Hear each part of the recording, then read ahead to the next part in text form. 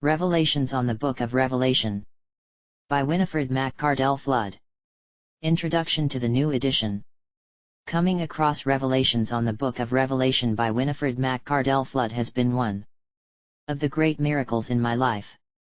It had been in my late husband's library unnoticed by me for decades. Had been moved various times across New York City and twice across the ocean.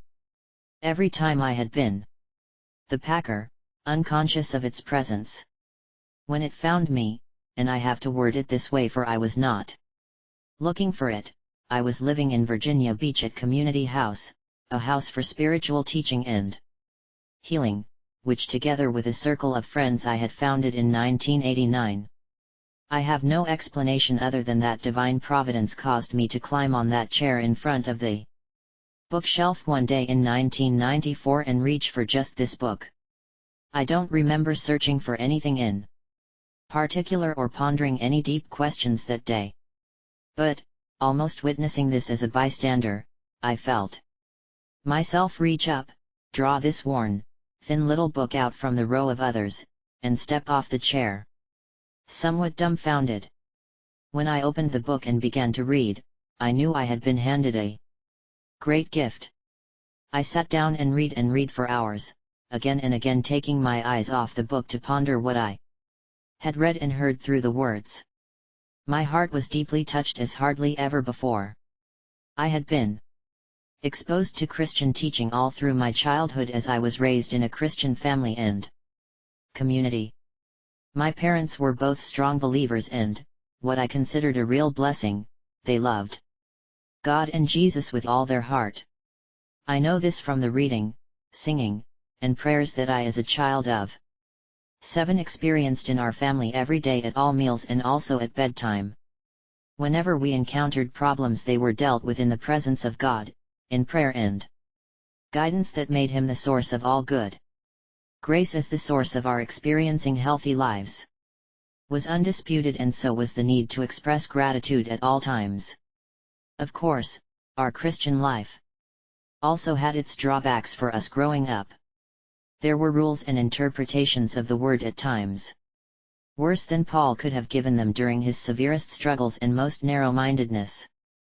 For example, at 7 years old I was not allowed to join a children's athletics course, an ungodly place to go, and for the same reason none of us was allowed to learn to dance. Being a Bible reader since childhood, the Book of Revelation has held, as for most people probably, an intriguing fascination for me. But I did not understand its doomsday prophecy. It was difficult for me to comprehend that an all-loving and generous God would give such to mankind. My God was different, I decided.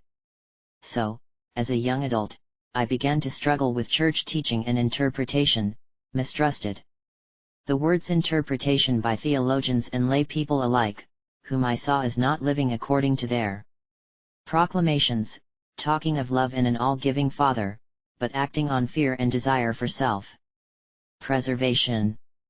Despite my struggle with the Christian establishment, I maintained my love for God, and Jesus continued to be the special presence in my life. However, I also became an avid searcher and student of the teachings of truth in a wide spectrum of philosophy, and thereby became also acquainted with the teachings of other world religions. I am deeply grateful for my path and the many opportunities that I encountered. For I understand today that all religions are resting in the covenant of God with man and that all paths are leading to the one. I have become aware that Jesus did not come to create a religion, and definitely not the many forms of churches that have developed since, but to lead us beyond it and through the door. Years prior to my finding the book Revelations on the Book of Revelation by Maccardell Flood, I came across some very interesting readings given by Edgar Cayce, the American clairvoyant, on various spiritual subjects, among which were the life of Jesus and the Book of Revelation. My heart rejoiced, for I had come across profound wisdom. All that had seemed so puzzling now suddenly made sense. What struck me most was the impact this prophecy and guidance had on my personal life. It was as Those shades were taken off my eyes and vision was restored, a vision in which the heart felt totally at home. So perhaps this, too, had prepared me in a way for opening this book by Winifred Maccardell. Flood. If revelations on the Book of Revelation fell into your hands, you can rest assured it is by providence. You probably are gifted with a seeker's open mind and aware that God's revelation has never been limited to certain centuries or certain religious avenues. But it has been an ongoing activity of His Holy Spirit offered in the continuous grace to those willing to seek and find, ask and listen. It is by that same grace that the senses of our heart are awakened and enabled to perceive truth and also recognize the unconditional love with which it comes. Therefore, I have nothing to add to the brief foreword by Winifred Maccardell Flood. It says it all. And to interpret or discourse on the content of the book itself seems to be a trespass, which I feel not invited to do. Revelations on the Book of Revelation has been out of print for years, and, as far as I was able to ascertain, cannot be found any longer in any bookstore. This fact and my deep gratitude for the living food this book contains have created a strong desire in me to republish it and make it available again to those hungry for deeper understanding and to those, perhaps even hungrier, for becoming whole and healed. May it serve the purpose that all teachings of truth have served through the ages to lead you back home. Not much more is to be said. I have maintained the original text for republishing, including all italics by the author contained therein. However, the spelling of a few words was brought up to date, and a few punctuation marks were added or changed where they seemed appropriate. I am deeply grateful to Michelle Clement for being willing to take the actual task of republishing under her competent and persevering wing and creating the book that Revelations on the Book of Revelation has now become. Krista Phillips. Living Spring, Montana. November 2016. Preface. It may be of interest to the reader to know the method by which I worked to arrive at this entirely new interpretation of the so puzzling and so misunderstood Book of Revelation. Using the Hebrew and Greek dictionary in Strong's exhaustive concordance, I have traced the King James words through every reference given and compiled a file of all possible meanings for each word.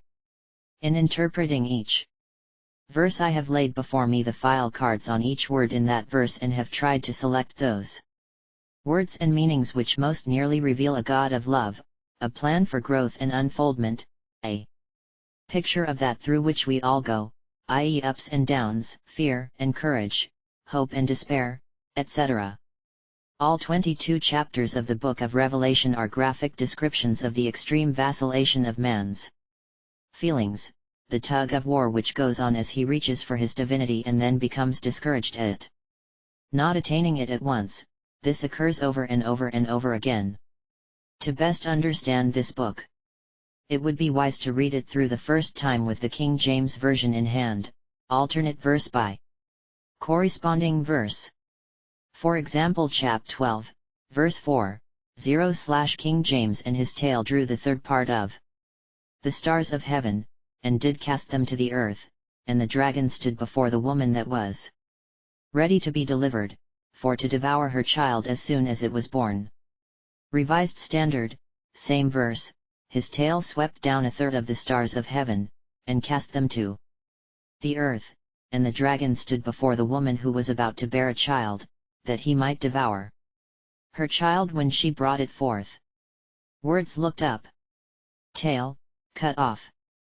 Third, intensify. Part, separate. Deliver, strengthen. Star, shining, luminous. Heaven, exalted or expansion. Earth, opposite, opposition, in the sense of heaven being invisible, in its power of expansion, and earth being visible, the opposite in expression. Dragon, monster to destroy or weaken. Child, idea. Stand, confirm. Ready, prepare. Born, bring forth. Translation, the feeling of being cut off, intense separation, from the Father, or goodness itself. Gives just as great and intense a feeling of separation as the opposite gives of unity. Cut off from the ability to cause good is the greatest destruction possible, and is even as a monster looming up in opposition and confirming aloneness. Be prepared for this dual possibility, be not afraid of the undesirable, but be steadfast in considering the desirable. Be diligent in expectation of only good. Strengthen your belief and desire earnestly to live true to the highest idea you can bring forth, and you will beget or produce a Savior. Throughout the book is this type of translation, not an evaluation by me as to my opinion of what might or should be found. I emphasize this point because, being a translation from English into English, one is less conscious of the idea of translation. I am actually translating original Hebrew root words, while endeavoring to keep the biblical flavor and rhythm and style. I have not tried to interject a personal evaluation or interpretation of the words as they came from this original. The language, sometimes, may seem a little stilted, but I have tried to keep the flow of the wordage as it interpreted itself to me. Forward. There is a power which men use constantly, for life and health or for decay and death. This is the message of the Book of Revelation. The Book of Revelation has been treated as a strange, a foreboding, a weird book. Men have tried to make it into a dire prophecy, foreseeing for the physical planet and its people all manner of doom as inescapable and vengeful fate. It is prophesying, but it is not saying that such and such a war shall come to pass in this year or that. It is not saying that depressions and desolations are to appear at this time or in that era. It is saying, rather, in every chapter and verse, that the calamity in your mind, the depression in your soul, the war in your spirit must express in your life and in your world as physical, mental, and spiritual desolation.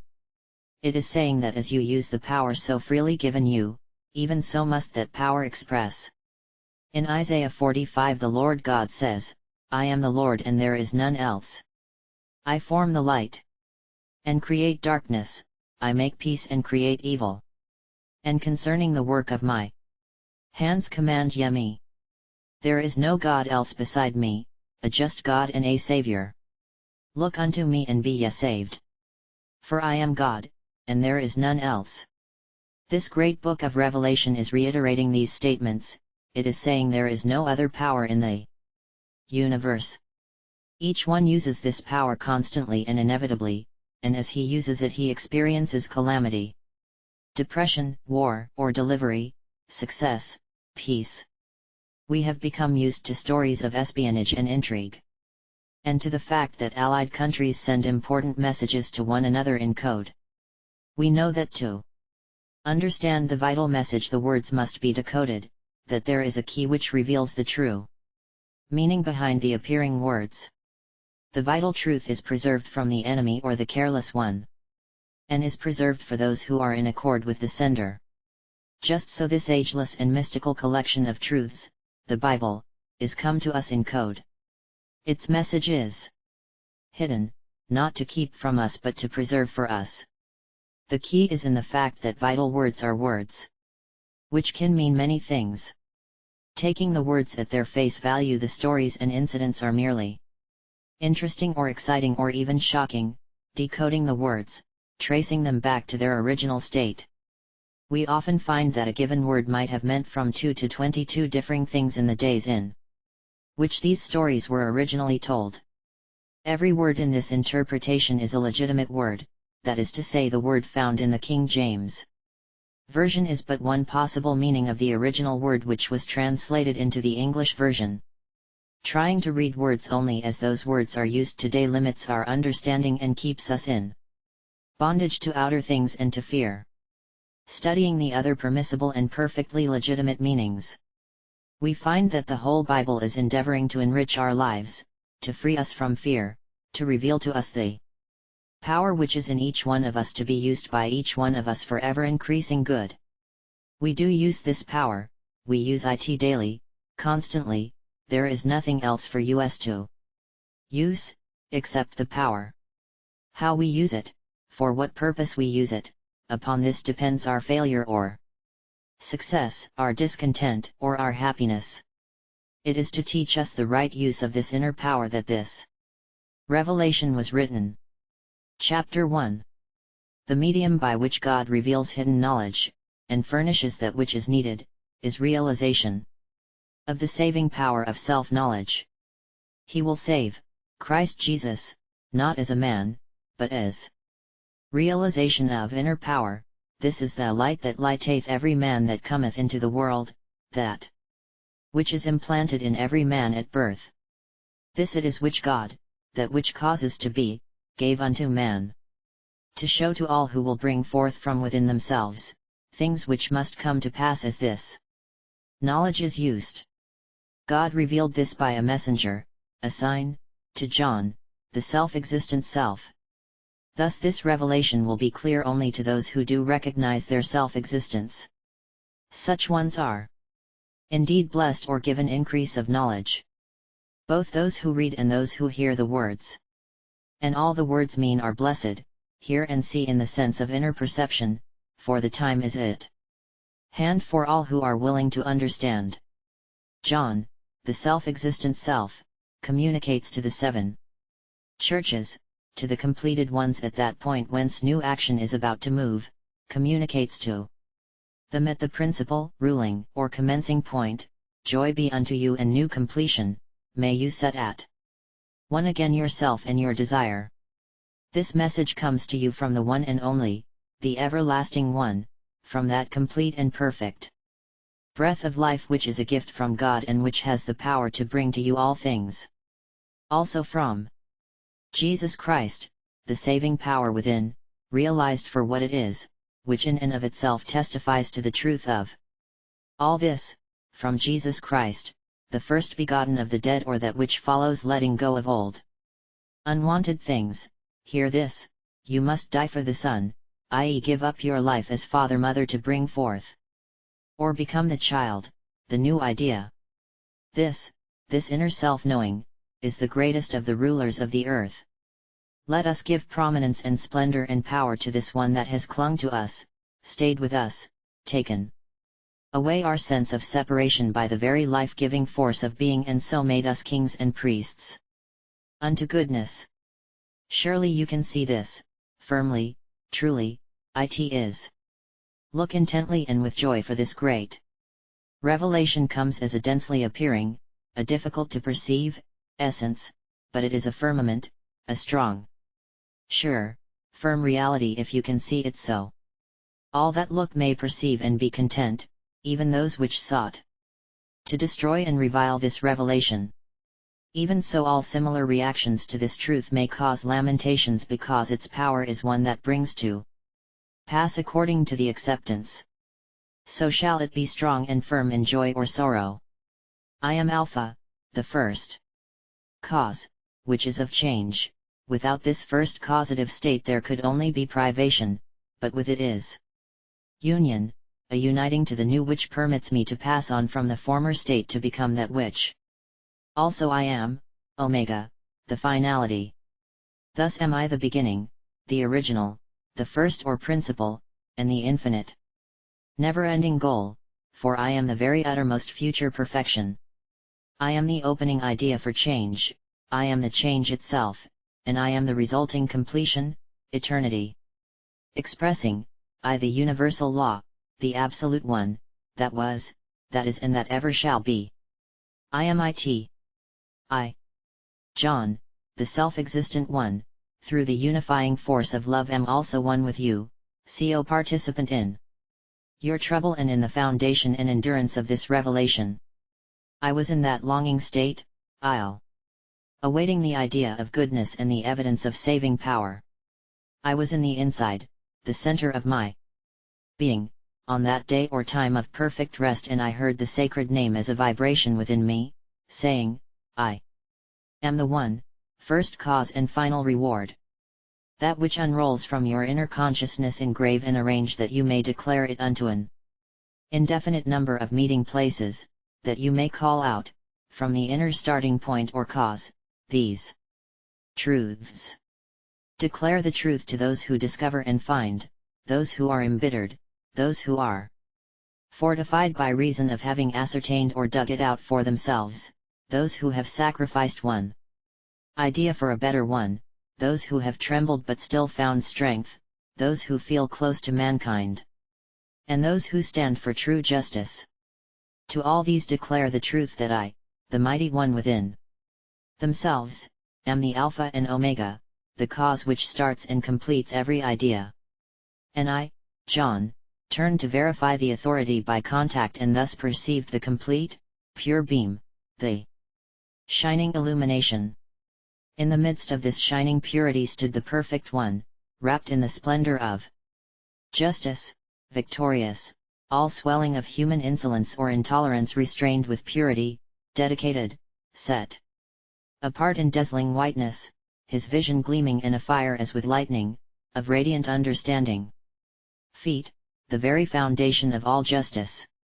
The sound of this Perfect One was as the sound of much excellence, and revealed that all falseness could be refined and subjugated by joining with it. In the integrity of this power was complete luminosity, joy, and intelligence, the ability to show or make known the way, and out of his speech came the pointed, gleaming, two-edged word, and his appearance was dazzlingly bright, shining as firm courageous power. When I sensed this real self to be in me, I relaxed to my own personal impotency, and the real self placed a verdict upon me and said, "Abide in my power, with reverence, for I am all, I am both the original cause and the final appearance. I am your future, I am the present state of existence that becoming relaxed, loses the appearance and, behold, shows a new appearance. I am that which was, that which is and that which ever shall be, all, and all now. This is sure, it is I, who both open and close the sense state of limitation and pestilence. Engrave all this deep in yourself, consciously. All of this is engraved within, a mystery, till you again and from your own desire go within, to uncover and reveal the truth." Chapter 2. To the driving force at the originating centers of those who are discovering their real selves, Ephesus.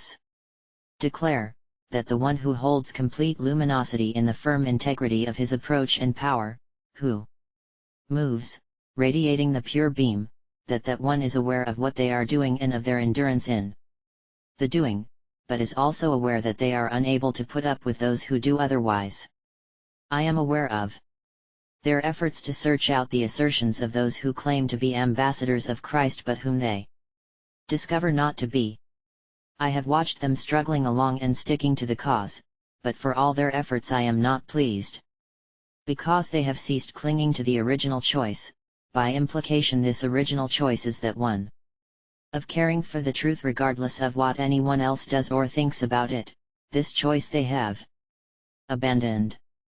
To these hardy ones I suggest a return to that first high state of perception, and that they act according to that initial realization, else they will find that soon the beam, the pure illumination of the joy of truth, will fade for them.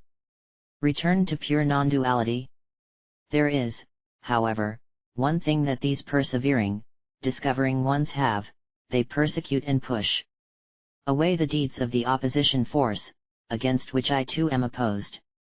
Let him that heareth perceive inwardly what the breath of life says at the fountain head. Hear this, to the one that rises over his fears and his doubts will I give the sense of that firm state of existence which is in the midst of the orchard of goodness. And to that center aspect of bitterness, Smyrna, declare the original cause, which is also the final appearance, the state which loosed its hold upon the false appearance and is refreshed in a true state of vitality. Declare to that one that I, the original cause, from this new state, am aware of your endeavor to change, of your sense of trouble and lack, but in very truth you are abundantly supplied, no matter how it seems to you. I also understand the sting in the vilification of those who are claiming to be searching for God more than they admit that you are, although they are not so at all. Satan is only your feeling of the impossibility of attaining your high desire. Turn aside from none of these things which come upon you, even of seeming pain, for look you, this sense of opposition shall limit some of you only that you may learn. It is true that you shall be in a tight place for an accumulation of days, but stay calm until you can loose, or drop, the sense of fear, and I will reward you with the new state of existence. Listen well, for when you get the meaning of this you will no longer be hurt by this reasoning. And 2. Those who are fortified by reason of having dug it out, or ascertained for themselves, Pergamus declare, these are the things to be found in words, 2 sides, 2 meanings, look well, that you resolve them to one point. I know that your acts and your words do not always agree, that you claim me for your strength and declare your faith in me even while you appear to release your opposition thoughts. You accuse yourself and slay, rather than resolve your opposing ideas to the complete one. I remain against or opposite to you because you hold more to that idea which is foreign to me, this false teaching which will cause you to fail, to decay. This idea has made a waste of the great strength which is in you. I am opposed to you, child of me though you be, while you inhale the thing that is, the breath of life, to no purpose, thus exerting yourself for naught and so committing idolatry, and constantly absorbing sorrow. And so do you align yourself with extinction, which is completely opposed to me, that is everlasting.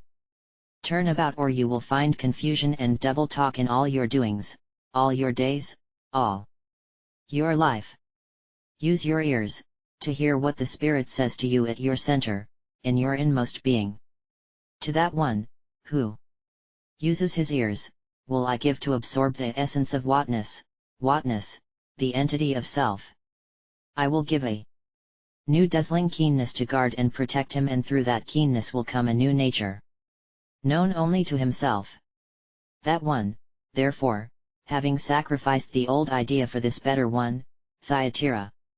Hear this, from the very idea of goodness itself, shining bright and firmly based, I know your works, your love, service, faith, and patience, and again your works, these last works, being the act, are of more reward than the toilsome effort you first used.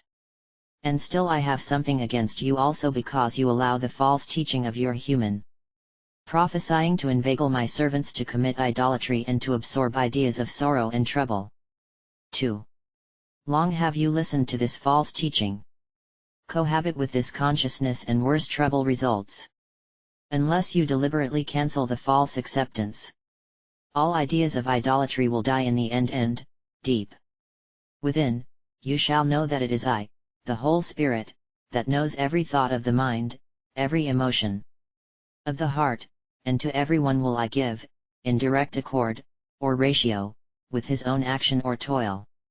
But to all of those who have not gone to the limits of opposition in their words, on them will I heap, add no more trouble.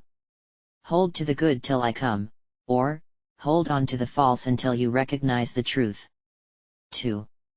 Those who express my actions throughout will I give power over all nations, to rule firmly, to completely crush out all that is contrary to goodness. To these I will give clear perception. He that hath an ear, let him hear. See verses 7, 11, and 17. Chapter 3. And to that driving force at the center, the originating center of those of you who, although you tremble, still have found your strength, Sardis, to you I say hearken, for I that speak in your heart am that complete fullness, unseen, but powerful for good, powerful to arouse your own perfect and clear perception. I am within you, because I am within you, I am in fact your very self, I know your toil and your effortful occupation. I know that your nature, in its present state of existence, longs for expressed action while yet seemingly impotent to act. Be on guard, alert and expectant, and firmly so, that you may inject vigor and ability into those failing acts, your dying resolutions. I do not find your efforts valiant enough in single-mindedness, there is too much vacillation in you. Your trembling is unnecessary. Recall the good which has come to you, fortify yourself and turn from your fears and your doubts. If you are not awake and alert to my presence I come, but to leave, carrying away that which you think you have. I am not loud in announcing myself, even as a thief steals quietly upon you to rob you, even so I come quietly to bring you good. Expect me and listen carefully and constantly lest you fail to be aware. There are parts of your nature which, even at a time of trembling, do not break faith with the splendor of the high mood. These aspects shall accompany me in a dazzling sense of self-awareness and shall be a force to strengthen your whole soul. As you come up over and out of your weakness you shall be enveloped in a dazzling sense of joy. I will erase your present trembling nature out of your consciousness and thus announce the new awareness as the very author of being in you, which realization will proclaim the new state as a messenger to the world. Attune your ear and listen. And to those whose deep centers hold a love of mankind warm within Philadelphia, declare, that in that deep center of love is the wholeness of love, is the wholeness of the world, is the established stability, is the very instrument which can open up more love. Whatever is done in the nature of true love is not gainsaid by any man. I, the higher part of your nature, know all that your human self would do. Look intently and joyously, for I have provided the opportunity for you to turn about, to loosen your hold on preconceived ideas and ways. Look, and observe the door, the way through which you may let down your bucket for drawing water, make inner contact with the indwelling law of good and draw forth a new consciousness. This way cannot be enclosed or held back from you by any man. There is nothing to restrict you, no one to restrain you or prohibit you by a word. Because you have exerted some firmness and followed, in part, my idea and have not entirely refused my nature, I give you this added chance to unite with me. Look closely and advise yourself that all of your untrue claims which pretend to be in accord with and searching for me, yet are not, these claims find themselves meeting with the opposition force and therefore expressing other than good in your life. Look joyously, for they will awake to their unhappy lot, and will relax and join with your truer claims, because they will come to see that love of truth, of the one law of good, is the thing which results in the full life. Because you have held to the idea of endurance, or continuing in love, I will keep you from the extreme testing of your human powers, which shall come to all who dwell in the world of form and matter. Understanding of me comes quickly when you hold on to, and mull over, that much of understanding which you do have. No man can take away that dedication to truth which is yours. That one who attains self-mastery will become a support of, and exceedingly capable of, good, and he will no longer find himself wavering. He will be engraved with the nature of goodness and of that peacefulness which comes from the sense of the power of expansion. This new nature will be clearly stamped upon such a one. Listen well to all that the breath of life says within you. Finally, to that sense of justice within you, Laodicea, declare, firmness and stability, fidelity and established security, these record sure evidence, from the basic principle, of the creation of good. As I see you, from your works, you are not sure enough, you are not firmly for or definitely against me, the law of good. I do not want you thus. You cannot serve me in this manner, for it is an untrue and an unsure expression. You say you are rich, with parrot-like affirmations. You claim to need nothing, but do not recognize that you make these claims with effort and with force. You are empty of truth, full of pride and dissembling. Come to me and recapture the purity of a burning flame, fiery hot in enthusiasm, that you may be abundantly supplied. Come and obtain the dazzling glowing mood of joy that you may be wrapped in a mantle, a sense of splendor, and that the sense of lack appear not. Exalt your outward appearance with humble content that you may see truth. All those whom I love I correct and educate, I nurture and care for all whom I love, and they whom I love are all. Be filled with ardor, and a warm feeling of love that you may turn to me, for look you, I am forever calling. It is the Spirit, the self-existent one in yourself, whispering in and with every breath, come unto me, let down your bucket into the well of living water. I am that very living water itself and will come in on your breath as an accumulation of answers to your call. We will mingle in the innermost depths of you. And in this mingling you will find yourself imbued with my power, and your understanding will expand as you continue to breathe me, the breath of life. The human you, the divine you, and the all originating cause are one. Listen and be that which you eternally are. Chapter 4. Then I looked closely, with joy, and considering deeply within myself I began to draw from that inner depth a first sense of freedom which pointed to an expanded sense or state. As I searched for a meaning of this feeling, the disclosure vibrated through me as a conviction that the sound of God was moving within me. It said, come, up and away from sense thought, and I will show you what will follow. Your recognition of me. Instantly I lost all sense of the physical and at once a step in expansion was taken and power was present.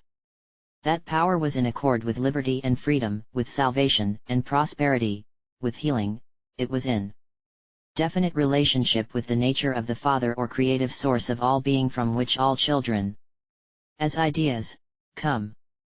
Besides this sense of the creative source there was also the feeling of receptive acceptance pouring forth with every step taken deeper into the expanded state. It was elating and strengthening, giving me the feeling of protection as from a strong tower. And about this feeling of power were surgings of plenty and appearances of abundance in dazzling form. I was protected from any faltering or unsureness, strengthened, even rededicated, as eager determination made the decision to surrender all doubt, and carve exactness of purpose.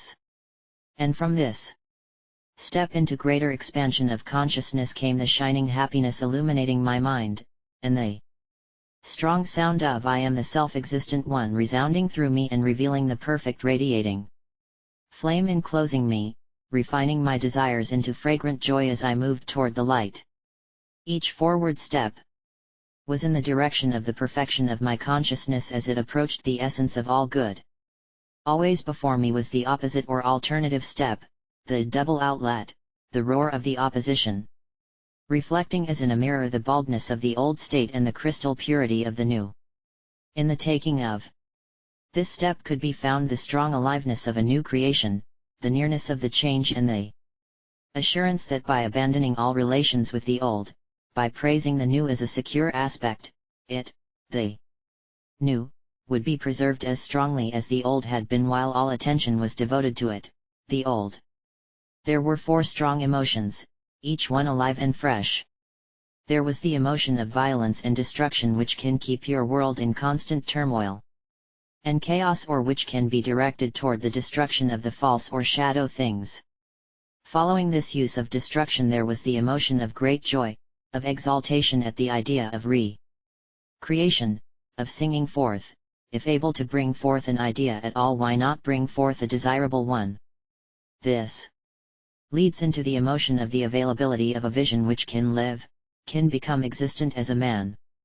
Manifestation, the emotion which covers, in protection, this glorious idea till it comes alive, breathing vitality. In the assurance our Lord has come. These 4 emotions churned about within me, there was brightness and cheer of a sort in all of them. They were visionary at their deepest center or inward part and constantly saying, the Almighty One. The law of all good, is perfect wholeness, always was, is now, and always is to be, whole. Listening to this high praise and expression of reverence and value and power and adoration of the Eternal One, All the qualities that have been expressing in a limited way resign and make great ado over the envisioned state of perfection. They worship and say, the law is indeed worthy of all praise and adoration, for it is that which brings forth all things and brings them forth for the pure joy of creating. Chapter 5. And I perceived the strong freedom found in the high self of power. This high self is the life cause and declares, there is but one mind, let us, the outer appearing self and the inner, real self, be set at one. Again, ascend to your nearest part, the center, and find perfection in the complete truth of being. The result will justify your acceptance of all this. This admonition or call from the highest was sealed with 7 seals denoting intensity, opposition to your present state, and completeness. And I sensed a powerful messenger calling out the divine truth, making holy and whole with a shout of joy by a great vibration and asking, who is cheerful and strong enough to observe and to open his senses to the cause, and so to dissolve the present state in order to be perfectly free to lift up the new state. And no one who dwells in the factual realm of human reasoning can in any way sense this cause of all truth nor even perceive the deeper meaning. And I, the human, striving me, lamented the fact of human reasoning's inability to bring me out of my dilemma. And out of the abundance of knowing, from within myself, I heard, do not lament, consider joyfully the pride in that which results from praise, that which is based in love, extending self through love, and from which all loving stems. This glowing, strong, praiseful, loving pride in your origin will be able to clarify all things. And I looked joyfully, and wonder of wonders, in the center of that place of power and of the 4 emotions, in the very center of the abundance of all good, stood the strong male aspect, the imagination, in its changed or uplifted form. The change showed the complete power and perfect perception which are the very breath of causative essence already in the manifest form waiting to be used. And this strong aspect of imagination took away that former aspect or the idea which had placed in power the manifestation of itself. And when the new idea had removed the imagining power of the old, the 4 emotions and the 24 abundances relinquished their former allegiance and bowed to the present imagined idea, Lamb, each of the elders, representing feelings of abundance, and all the emotions were singing and filled to overflowing with the sense of restful delight which is the whisper or breath of the whole one. And they, the emotions and feelings of abundance in man, uttered or voiced a new desire, saying to the male aspect, or imagination, in the midst of them, you are cheerful and deserving, and altogether suitable to go to this originating cause and to dissolve the stumbling block of the appearance or present state. You are able to do this because you gave yourself wholly to the cause. Since it was you who set the seals, for protection, on the present, no longer desired, state, you are the one to breathe upon those seals and to dissolve them. It is you, the imagination, which rescues us from the feeling of separation or aloneness and, severing our bondage to that feeling, takes us up to God or first cause, making us again one with it, first cause, by the very act of centering us again in that eternal originating truth. The silence of the center part of any one of us is the same as that of all classes of people, whatever their language or race or nation. And thus are we taken to the first cause, thus we become one with it.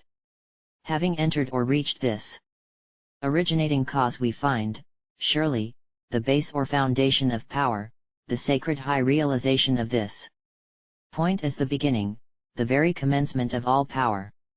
This must be first, thus do we find union, true union, and completeness.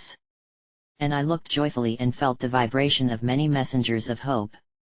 Round about the place of power, felt also the vibration of the emotions and all the qualities of abundance, unlimited in number. The assurance from this great vibration came, strong and cheerfully deserving is the position of Imagination, when coupled with the emotion which removes any sense of separation from the originating cause, sacrificing the old or undesired state and giving itself wholly to the new or desired state. The realization within you that this is the thing to do is indeed laudable and deserving of power, and riches and wisdom and strength and honor and glory and blessing, and all created ideas in the state of expansion, and those already formed, even if depressed, and those trying to break forth, all expressed and vibrated blessing and honor and glory and power to that one who is conscious of his inner power and ability to unite joyous imagination to receptivity forever and ever. And the emotions said, so be it. And the feelings of abundance gave themselves over, wholly, to the eternal originating cause which never ceases to make all things new. Chapter 6. And I, the unfolding human side of me, began to be aware of greater depths. I discerned that the vision of unfoldment, the Lamb, the strong male aspect of unlimited imagination, freed one's binding sense of limitation. I listened attentively and intently. I yielded to the inner breath in a great tone, as a voice sounded in me, and one of the four emotions said, come and see, be, and care for or cherish your visions. And I considered further and discerned, looking intently and with joy, a dazzling lightness of joy. And I sensed that, maintaining and riding with joy, joyous and joyful things would be produced and brought forth, in the very nature of things. The joyous rider was encircled with protection, and he went forth to victory, overcoming all that did not yield to joy. And there was another side to this joy, it was red, fire-like, boiling with trouble, joying in the foul things, a self-contained hurricane which could make an end to its own joy. To this aspect is given the capacity to destroy the union of complete oneness between any expression and its source, allowing the separated expressions or manifested appearances to keep the mind in suspense and so destroy each other. Into the hand of this false one was put the weapon of destruction, the shoot or outgrowth of its own kind, loosed upon itself, the terrible sword of separation. And I looked intently and was joyed to see, riding the idea of joy, one who, though mourning, was seeking in the obscurity for a poise, a sense of balance betwixt joying in trouble and bringing destruction and joying in sheer joy, which was its own protection. How can these be coupled? Vibrating deep in the center of the four emotions, I discerned a message, saying, stretch yourself, purge the unwanted, purify yourself and grow, increase beyond the value of a penny, intensify your thinking and distinguish between the trouble and the light, decide not to destroy, overthrow, or hinder the light, nor to crush the effervescing glow of joy. And I looked again with intentness, and the horse, the joyful emotion, was pale, as from shame or fright, because its rider was considering outward appearance, which always leads to a sense of separation. Death. The hell which follows is that, even when the outward appearance is a joyous one, if the constant attention is allowed to dwell on or remain with the appearance, forgetting the source, then calamity, cessation, complete reversal of joy must follow. Capacity is given to this limiting condition to send away joy and even the craving for joy, thus the emotions become dulled and manifestation becomes limited and brought to near extinction. And as I continued to look and become aware of greater depths, I discerned, beneath the breath of shame at separation, a change, a transmuting of that shame to the breath of spirit, for it, the breath of spirit, cannot die. It is but sealed up for protection until the idea of good is restored and through use again expressed, and the urge cries out within man, how long before the whole, true law will extend and stretch itself and vindicate our confidence in all manifest forms? And shining splendor and excellence were given to them all, and they were told to pause and to reverse themselves, delaying in order to allow an opportunity to all who had associated with them to be consecrated and thus caused to be perfected and completed.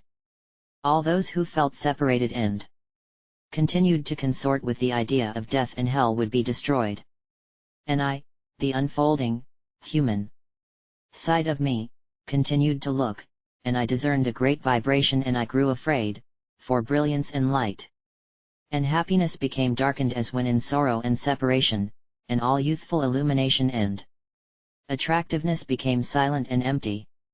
And suddenly the visions of expansion began to come to expression, and they were as premature children, arriving too soon to be completely strong, causing false imaginings, though capable of giving quite the opposite. And the idea of expansion revealed the understanding that comes from communion with God when that communion is complete and touches the inner true self. Out of this comes true expiation of sin, for there is a cessation of all questioning, lifting one to a perfect state of relaxation, letting the unsearchable rest in mind, and the ability to do, and the capability of discernment, and the freedom of experience, and the eminence of determination, and the valiant builders, all these came together to lie in wait till light should break, to dream how they might exalt themselves.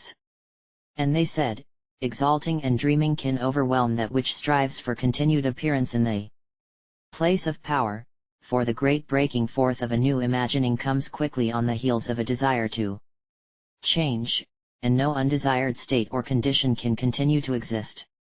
Chapter 7. And after dreaming and exalting the true self, came the breaking forth of fresh creative power, delineating success in new manifestation, but retaining the basic power of comprehension, of the creative breath, which brings manifestation, and pointing out that we should not bind ourselves again by imaging duality, for what we image is made firm. And I was conscious of another driving message, exalting me with intensity, reversing the former evil of duality, and holding up a new definite goal, attesting to the preserved secret of the breathing vitality of the state of goodness. This intense urge vibrated within me, its power could lay the foundation for further duality, and yet the force of it lifted me to cry, do not break in pieces the manifest form to make manifestation good for nothing. Destroy nothing, neither of duality nor of firmness, until we have secured the idea of the compelling power of goodness and stamped it deep and clear in the very breathing nature of all persons. And I pondered the value of separation which is preserved in the secret of opposition. There is a kind of opposition which, as a mother, is able to measure or impel the generation of new abundance, producing the completeness of God-like, powerful strength. Praise and thanksgiving, the most binding and solid form of worship, are substances which sprout into, or become the very support of life. This truth is closed up and stamped for secure preservation, to be learned as two, hence duality and treble, or as 10, the perfection of one, on into infinity. There is also support to be found in vision, support to build upon in like manner as separation or unity. Again this producing may be crowded and seem fearsome, as perhaps bringing attack and dissension, or the crowd may be seen as a fortunate richness. Prosperity and happiness are linked with honesty and straightforwardness, and this truth is also attested to as solid and sure when inculcated into the offshoot of the mind. More is preserved in this great accumulation of digits, to wit, that breathing aright produces a refreshing expansion. This can be seen as merely lung expansion or as breathing greatness into living. In this hidden message is also the power to forget. This can be a calamity or a blessing, according to what is forgotten and why. Sealed in the mystery of 10 and 2 is the part that hearing plays, for to hear with the two physical ears is to hear confusion, but to hear with the one ear of perceptive discernment is to hear with understanding. It is also necessary to be watchful about that to which you become attached. It can cause mourning or serve as an ornament to bring joy. There are many rewards and benefits to be found in this mystery sealed within yourself, to be lifted out by yourself. Again, sealed in this mystery of 10 and 2, is the idea of abiding or dwelling with or in a state bringing an increase of or addition to that condition or dwelling place. The very act of continuing in that state being in itself firm and strong as the right hand, symbol of active manifestation of an idea cradled in passive acceptance. Then I looked joyfully in wonder of wonders. Countless people on every hand beyond enumeration or computation, of all races and tribes and languages, all stood before the idea of the power of imagination. The emotion engendered in them the idea of this unlimited power enveloped them in dazzling splendor, and they stood erect claiming the power offered to them. And the vibration was strong. The power of goodness has placed your deliverance in you as the center of power, as imagination, as the ability to raise the consciousness and realize it to be the only ruler. And all the aspects of possible expression, or being, astonished, but drawing near to worship, were silent, waiting and friendly, enveloped in light, seeking to commune with the idea of power, encircled with the idea of abundance and also with the engendering emotions. This combination caused them to draw nearer and acknowledge all good, saying, "It is so. Universal goodness is the right, the happy, the straight way, filled with dignity, understanding, cheerfulness, value, virtue, valor, strength, wholeness. So it is." Out of the abundance came the answer. Would to God the self, the gallant thing of splendor, veiled as yet, would consider and know itself, know that it is out of the self-same source or cause of all things. When will you see this? And I said unto him, only that which is supreme in authority can answer. And he said, this thing, implying you, or the prostrate ones, this thing is the only self. This self came forth out of trouble, out of a tight place, that which rivals it or is opposed to the true self. Came forth from cohabitation with the opposing thought, but having seen the light has conquered the covering, the obstruction, and come forth a dazzling, shining thing, shining in the confidence of the life, giving power of its own God-given imagination. And this union is the cause of all things. Draw near this place of power within yourself where goodness dwells, and worship this higher self constantly in the sacred withinness, and as it, the human self, dwells there, marry or unite with it in that center place of closeness and be the bride of God. This true self will keep the human self from craving or toiling and from suffering. The inflaming blaze of anger shall no longer trouble the human self. For the wonder of vital imagination which is in the heart center, the powerful place of feeling, shall consume all lesser suggestions and shall transport them to the active, primary source of overwhelming refreshment. The realization of true goodness erases all that is contrary to goodness, leaving the human self elevated above the flood of trouble, riding the crest of the revelation of its own true self. Lamentation and weeping cannot exist where a true understanding of all good is. Chapter 8. And when this great imaginative power in me became aware of the ultimate perfection, preserved, yet available, it was astonished, and I was filled with the quiet of trustful waiting. I was refreshed as I perceived the unlimited opportunity in my own midst or center, and I considered the fulfillment of deliverance from bondage. And I perceived the perfect messengers abiding in goodness and arranging powerful vibrations and shining light. And another messenger came, eager to surrender all personal feeling for the sake of exactness in his announcement. He stood boldly out to speak and to manifest cheerfully the divine assurance of goodness.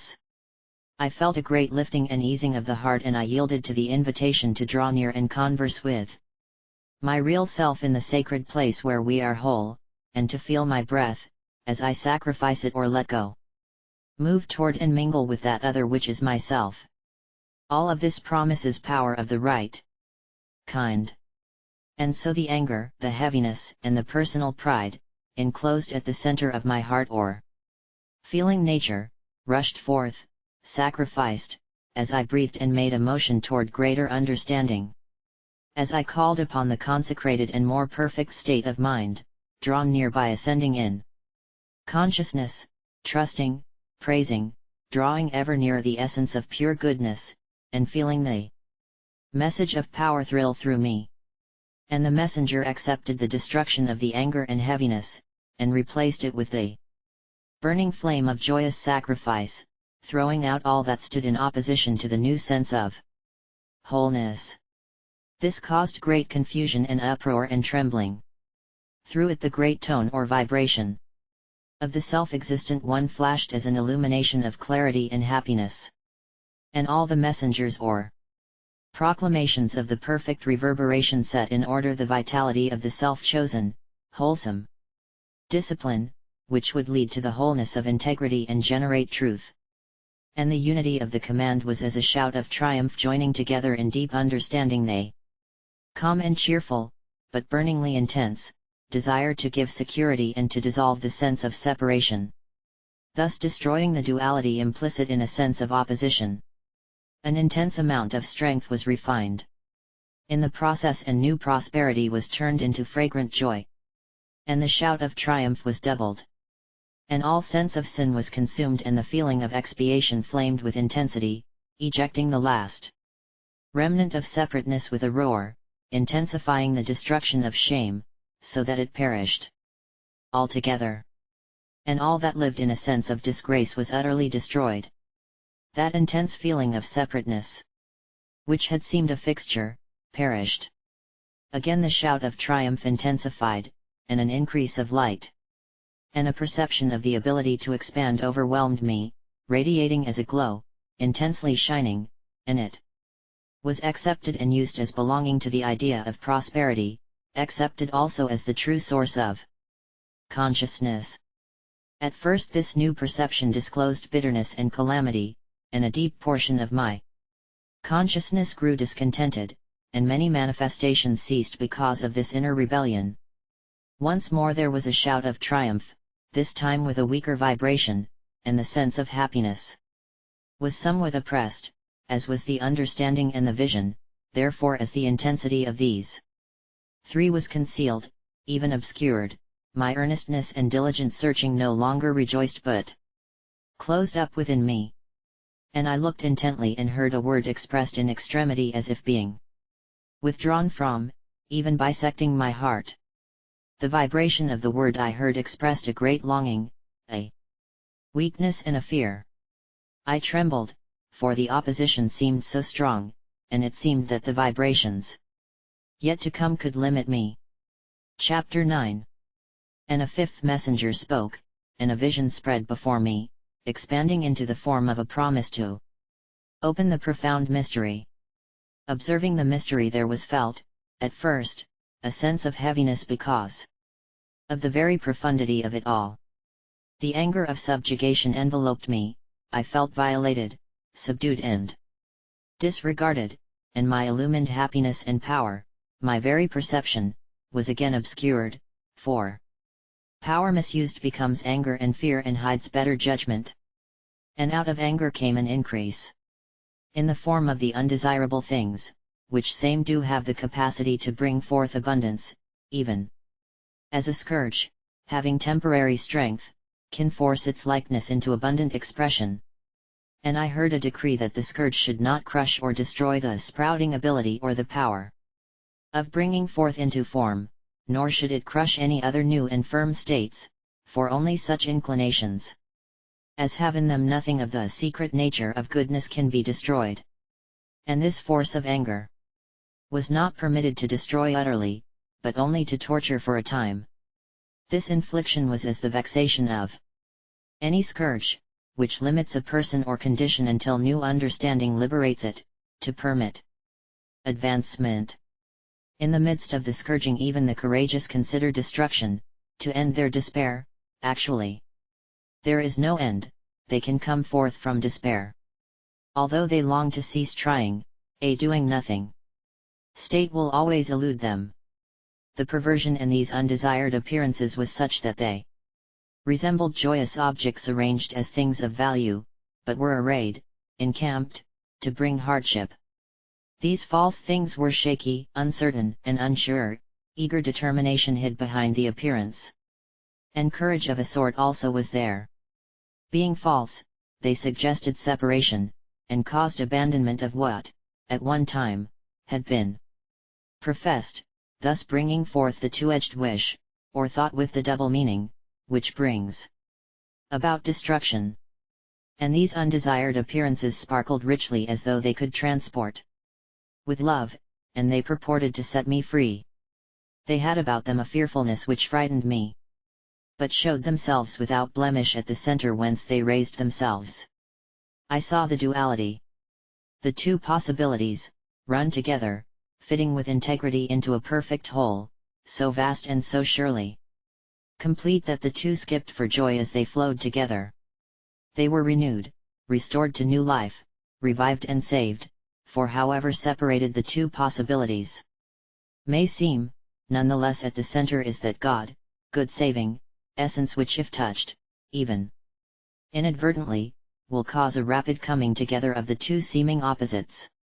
Always the weak or doubtful, even if antagonistic, is absorbed into and raised up by the good, the complete wholeness, and ends by worshipping perfection.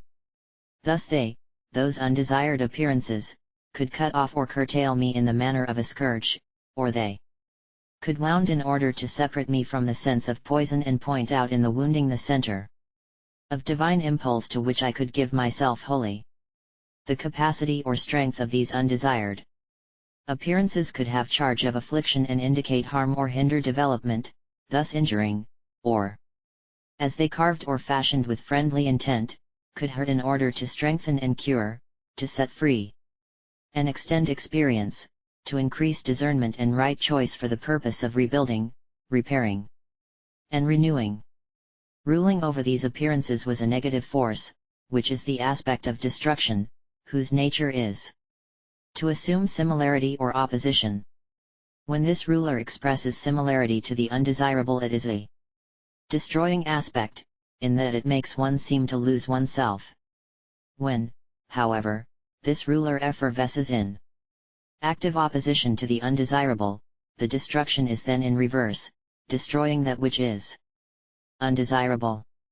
Greatly desiring, the real self projects or comes forth from within.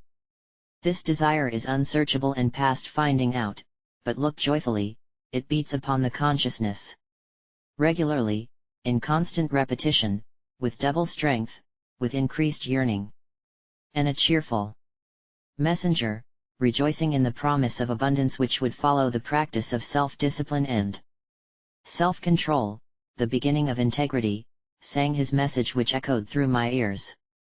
I consented to search further for the vital power of secret surrender which breathes through me as I praise and move toward absolute goodness. And the message was full of bright happiness and suggested to those who felt bound that they release their inner vibration, pent-up breath, in order to dissolve the sense of sin. For this dissolving alone can expiate the feeling of separation which is the real sin. This is the center of strength within each one, awaiting recognition and release. And the vitality of the messages dissolves the captive's bands when the captive has arranged and set in order his sense of values, when he has inspected with respect and considered the possibility of renewing and rebuilding with a desire to transmute the old, to abolish the old limitations and to intensify the new heritage. And the resources of valor and strength and wealth were myriad, and I understood their valuation. After this manner I moved toward comprehension, and I regarded with pleasure and discernment the revelation of joy. The vitality of the breath itself caused a feeling of ascendancy, of enduring life, a realization of the very entity of freedom to be found in turning to the heart or center of self. It is necessary to think toward the inner value in order to discover the feel of divinity. The promise of joy was as violent as the former sense of violence and pride. Proceeding forth from this new inner joy was a disciplined self which brought forth wisdom and happiness as a fountain of water glowing and luminous at the center, feeble as yet, but approaching the divine. Through this intensity some have their courage destroyed by the very bonds of consuming thought and anger which flow from their own condemnation. It is self-destruction emanating from their own center, based on their own baffled doubts. A third of mankind does destroy itself through inner bitterness and loss of unity with the divine. They do so because within themselves they have a strength and capacity to discipline themselves and speak in accordance with Almighty God, or to curtail themselves through fear. If the latter, they exist in vexation and affliction by reason of shriveling up inside till they cannot see clearly or straight. They whisper a magic spell of harm upon themselves and destroy their own power, and so hinder their progress. Those who were not destroyed or curtailed by a sense of defeat still did not turn about to the grasping of the means of power which is ever near and which would keep them from worry and anger over the appearance of opposition. Instead, they gave homage to the adversity, felt terror, exerted themselves for naught at sight of glittering promise, and desired the ornaments of power, even though they were fetters and very weighty and firmly fastened. This terror blinded their vision, dulled their understanding, and limited their ability to travel or to truly live. Thus dulled, they could not escape the spell of destruction which covered them, and caused them to look out upon things rather than to remain centered and poised in the self. Thus were they seemingly carried away from that self. Chapter 10. And I became aware of another messenger, a powerful one, which although it was enveloped in secrecy, I discerned because it was strong and firm. It came as a teacher to instill humility, not a supine state but a willingness to consider and weigh all sides and to listen to the inner voice which speaks a language of illumination and happiness. To understand this will always give dependable support, for it is of the within, of the spirit itself.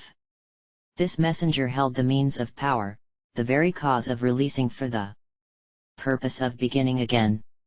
He established freedom and justice in the midst of the dual appearance, determining which of the two states or conditions was true, and allowing it to remain, consecrating this right one of the two as the one which was the most just and the nearest to the state of wholeness, leaving behind in abasement the obstinate or hard state which had tried to dominate by opposition and to prostrate by binding. Then the messenger proclaimed in a clear and cheerful tone, but withal a majestically vehement and strong one, proclaimed the self-existent one as an inner strong vibration to be sought for with perceptive awareness. Unrecognized for its powerful goodness, this inner vibration can crush with the violence of its force, agitating and troubling the senses, perplexing the mind, confounding and confusing in great insurrection. Recognized, this commotion can be turned into meditative study and emit forgiveness and send forth the clear shout or sound of joy or freedom, the perfect sound, announcing clearly that intelligent understanding of this true self, the self-existent one, speaks of great good imminent. And when this perfect realization had stood boldly forth predicting or explaining this great truth, I was hampered from all sides, but determined to seek for learning. Desiring to undertake greater search, I anticipated persuasion, and was willing to yield to the authority of that vibration which was shaking me from the very depths of my being. I gave good heed and sensed the order to oppose my known or mortal self, and the personal lusts of sheer sensual pleasure in order to yield to the divine self also present within me, the perfect vibration of the self-existent one. And the messenger of whom I was aware continued to hold his peace, resisting the double appearance and the approach of opposition. He began to rouse from his inactivity and to raise himself, to draw upon his inner power of expansion. He rebelled at the power of opposition and of duality, desiring rather to be complete. He expiated all sense of separation from the active breathing reality of eternity which constantly causes expression, and I determined never again to be driven off the course which leads to competence and abundance. When that perfect messenger shall commence to search out integrity and real sincerity, to discipline the mind as well as the body, he will generate the preparation for the secret of goodness to be revealed, even as this high goodness has already announced to his children, through the inspired ones. To them, he, the self-cause or creator, has agreed in a binding compact to reign, to fall in drops of constant and continued abundance, through mental desires. Could also be to reign accept these desires as from the high self, arise and sing about them, and they shall be completed, and you made complete. And the great vibration of disclosure was divinely intimate. It sounded through me and persuaded me to consent to listen further that I might expand in intelligence. It communed with me, it revealed the divine expression and affirmed a thought which could lead me on to release and transcendence. This was the thought which sang through me, lift the ineffective cause which you have been espousing, eschew the faint-hearted word, be observant to the approach of power coming with the messenger who is to arouse you to your existence, above duality. This true existence is to be found in and through your motion toward your own center of balance, that center which at first glance seems to oppose your way of life. In reality you may rest in that center as it is the firm opposition to weakness. And so I approached the messenger and said, make known to me the ineffectiveness of a separated cause. And he said, continuing to feel separated from the creative cause of all life is to plunder your own possessions, to destroy the progress toward your perfection, to prostitute your experiences which are given you to overcome, to accept and use as an inheritance, not to oppose or resist. Profane your experiences and you pervert them to hollow discontent, even though you speak of them as desirable and agreeable sweetness. And yet I continued in my perversion and self-destruction, selecting and choosing of my own free will to destroy my faith and shun the truth. There was pleasure and heady sweetness in many things, but soon was manifest a dissolution in all about me, and violent rebellion surged up in me. And the messenger responded to my defiance, saying, you must change your mental desire and sing with inspiration, gain a new vision and, perceiving it, remain in contemplation of that new vision until you feel lifted from despair. And in and of yourself accept the advance, the inspired message, and shout it to all peoples, whatever their language or race or nation. Chapter 11. And a great light shone upon me, ready to aid me in procuring redemption, that I might correct my error, and be able to recreate and support myself.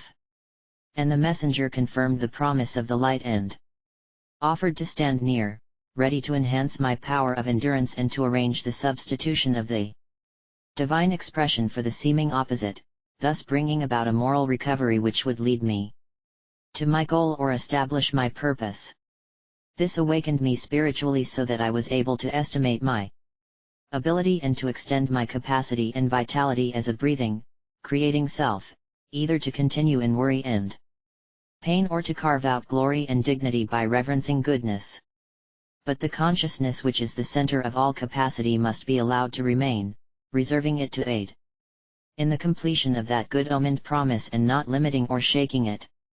For consciousness is ordained for usage, to use for the purpose of mounting, of increasing and of growing in glorious majesty.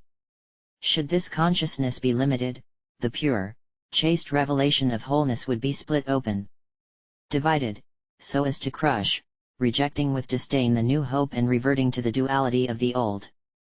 And the messenger said, mastery, valor, and endurance, the ability to persevere and give life, respond in two ways: falsely to rob, which is untrue testimony with regard to God; uprightly to restore, which is to understand, to note carefully, to hear or perceive intelligently.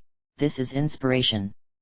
When you associate with inspiration, myriad countless units of growth, as a producing mother, intensify the earnest seeking and stretch out in great expansion, extending your stature.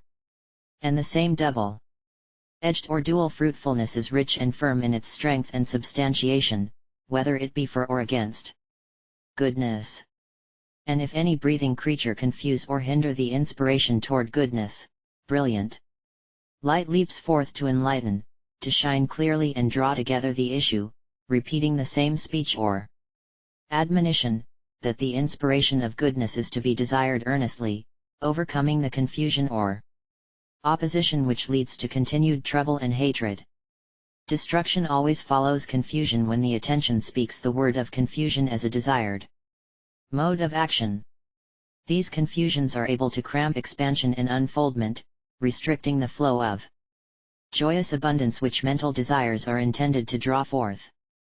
They are able to influence these desires, transferring them to failure, destroying them by force of opposition into calamity and defeat, thus delaying the expression of goodness. Finally, the extreme confusion ceases to confuse and begins to prepare the self for restoration. Alive and refreshed, the self arises from the infernal depths which seemed so negative, examines the experience and realizes the profound lesson gained. This realization chooses to admit the indisputable strength which results from recognizing negation and weak submission but crossing over to firmness and control of the outer self. Idolatrous images with their flabby and foolish uselessness, the fears and weaknesses which prey on the mind and on the heart, all these are made of the same substance as are the sound, whole images of good. Chasing the untrue causes a sense of separation from goodness, twisting the thought from mental joy. It invites the scorching limitation of a hostile opposition. But opposition need not oppose, in any active or antagonistic sense. Opposition is but another point of view.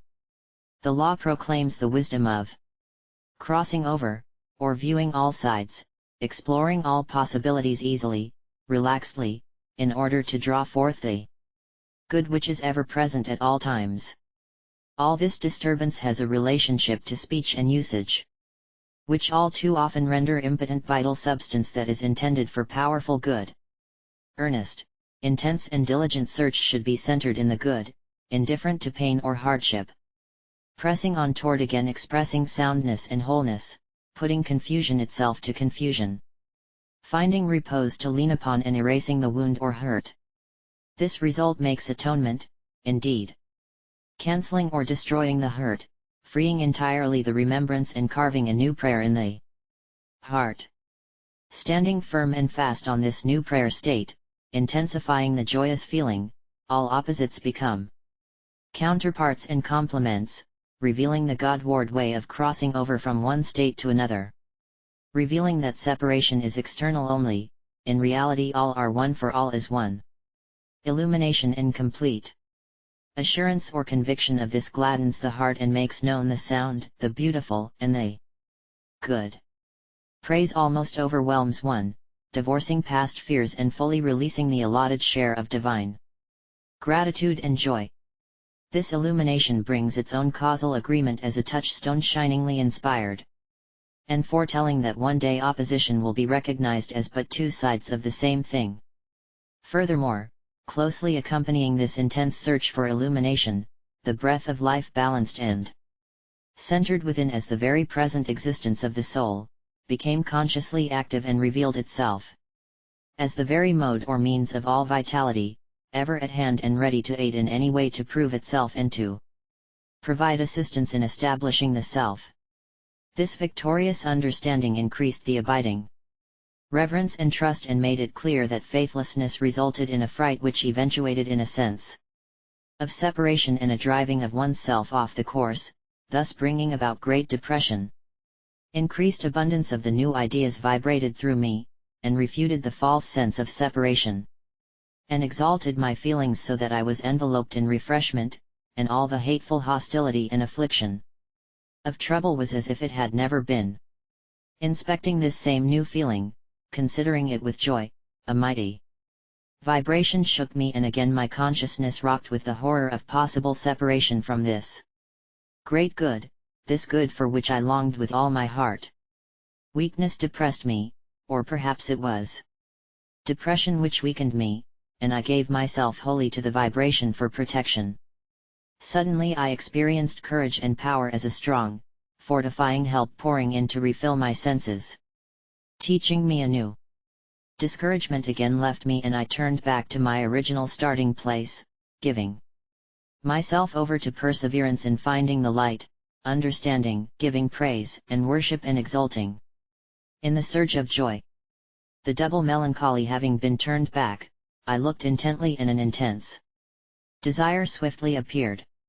And the messenger of perfection proclaimed, with increased vibration, the foundation of all power, for eternity, is the principle of the law and of its realization.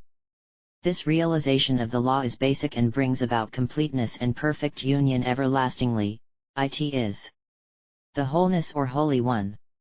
And the surgings of plenty and appearances of abundance dwelling in goodness entered upon a reversed course and breathed forth healing power, uttering the divine expression, none of these outer things move or change me, for all praise and power are vested in the mighty law of good which hath existed from all time and will be unto all time, as the one cause, ascribing and bringing forth infinite capacity for sustaining complete wholeness and perfection. The habits of people made them stretch out for the good they desired, avidly, passionately clutching for it. Foolishly they let the false habits rule, expecting compensation as their right. Habits are intended to serve, to be consecrated and to reverence the nature of perfect goodness. When they forget their place and wander away, they fail in their purpose and are entirely useless, causing destruction through antagonism. The infinite capacity for good is to be observed through inner expansion. Dreaming deeply on this infinite capacity for good, one may gather the enlightenment to experience or to receive the high purpose which will flow through one, as through a channel, illumination and happiness. A vibration of power, all these surge through mightily as a salutation from on high, saying, "Be well. Be glad. Godspeed." Chapter 12. Increasing ability and power were revealed through this vision of goodness, an ability which could cause great happiness to be expressed, albeit this same power was concealed from casual examination. With increased understanding, however, one chooses justice and attains victory, and is thereby protected and inspired to learn more, to perceive with greater clarity the inner truths which, though concealed for preservation, are awaiting discovery and are ready to reveal magnificent and unlimited power. This causal power, when unrecognized, is as a tyrant. Misdirected, it tires, grieves, and distresses, bringing forth undesirable states and causing wearing effort to accompany all acts. On the other hand, as soon as the marvelous potential of this creative force is recognized and fully realized, it becomes at once the loving master and the server, who joys to fulfill in complete response all expressed hope, forgiving the twisted request, rescuing the former self, and restoring the true self.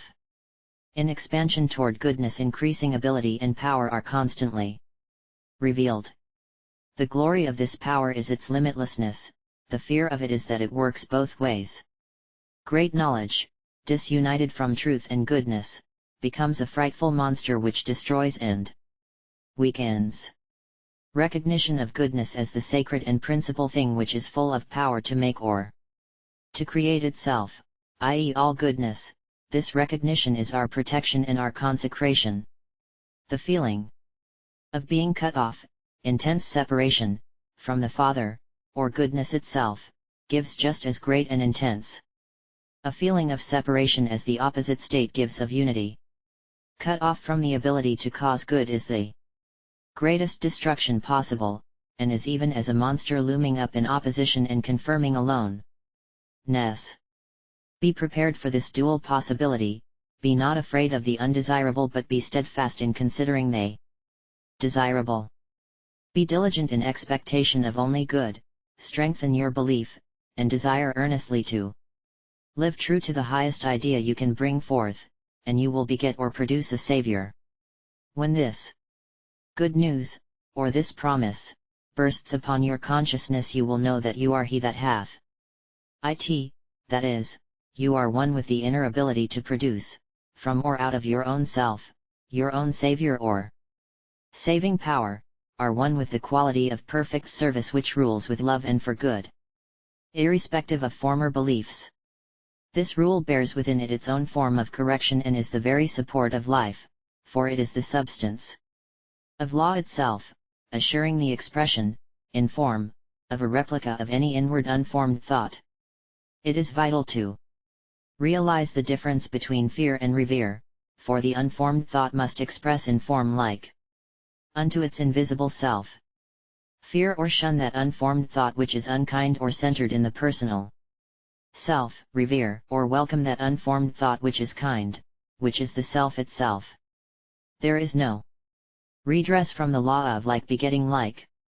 Then let your child, your idea, be captured by goodness and united to its power. Obscuring or shunning.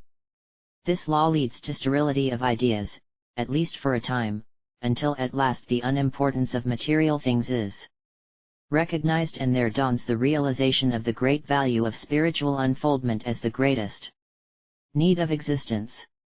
Convinced of this, goodness arranges opportunities and conditions which lead to true liberty and increase the abundance of all things, thus teaching the right or true meaning of duality, which is, in a measure, the mother or bringer forth of all conditions. Duality misunderstood causes the expansion of goodness to be contracted. Understood, however, duality is revealed as interesting and needful. The aspects of goodness, wherever found, move toward perfect expression and dissolve or absorb any appearance of antagonism, for moving Godward nothing can be evil, and any appearance which seems momentarily so must be encompassed and dissipated. No appearance of less than good is of truth and therefore can never prevail or overpower, beyond a limited space of time.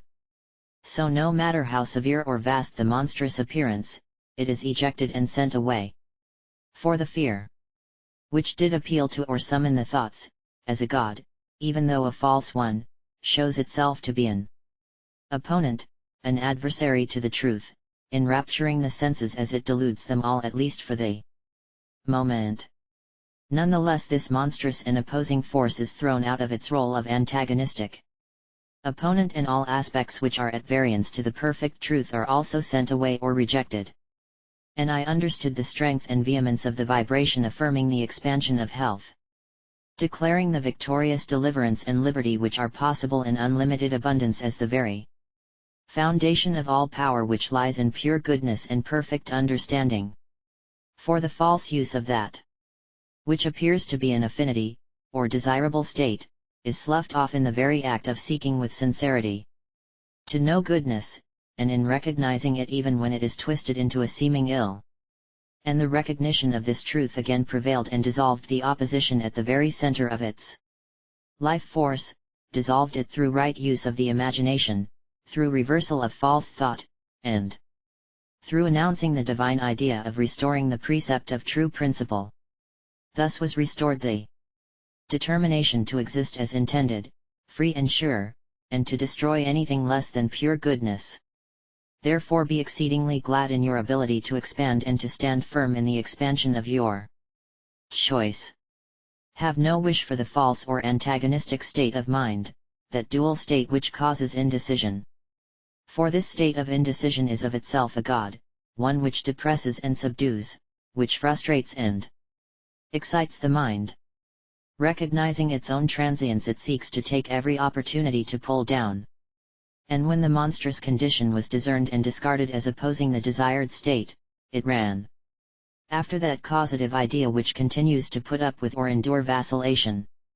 And the causative power arose again to its own highest place, breathing with an increasing sense of uplift as it again approached that place of forking, of choice. It desired to maintain greater firmness as it received its new opportunity, trust from the center of being which whispered, to learn by experience is an expression of divinity. And fear spoke, attempting to influence again the causative impulse and divide its allegiance, causing retreat and a return to captivity by increasing dissension and keeping the suspenseful state alive. But fear of opposition, understood, could deliver the causative force from its indecision, thus it might absorb the prosperity and happiness which fear, in the form of a monster, had thrown away. Fear raged at the causative power, trying to provoke or crack it, undertaking to sow lack and destitution. But all evidence pointed to the failure of fear, as the recorder of good came forth to guard and to protect, testifying that The highest realization of the reality of a present power of good, an everywhere present, an omnipresent power of good, always would prevail in the long run. Chapter 13. For the power of good is always at hand, ready to rise within self and to raise self, to draw together these two, the human, limited self and the divine, limitless self, which continue to endure as one, rising above the possibility of perverting the close association into duality. I discerned the strong, vital conclusion ascending to or from its own origin by the way of duality, and bringing to pass understanding of existence sufficient to furnish full and sacred completeness, the veritable principle of expressing self through rays of power. These rays of power encircle the self for protection, dedicating it to the ultimate triumph of its own inherent nature of wise authority. When scorned or neglected, this nature acts as a curse, but reversing the scorn to awareness of the deeper nature, the little self becomes betrothed to the real self, surrenders itself and is blessed by uniting with its real nature. This vital, strong aliveness which I discerned resembled pure water in that it was crystal clear in its significance. Its office was to beget in kind, with pollution and baseness, or with victory as understanding of the pure vitality was advanced. The frightful monster which has power to augment whatever is accepted is naught but the little self, dwelling in fear and giving itself its own power and authority. Accepting the power of that which is preeminent in thought either enlarges the undesirable into frightfulness or, through attainment of self-mastery, reverses to calmness and beauty.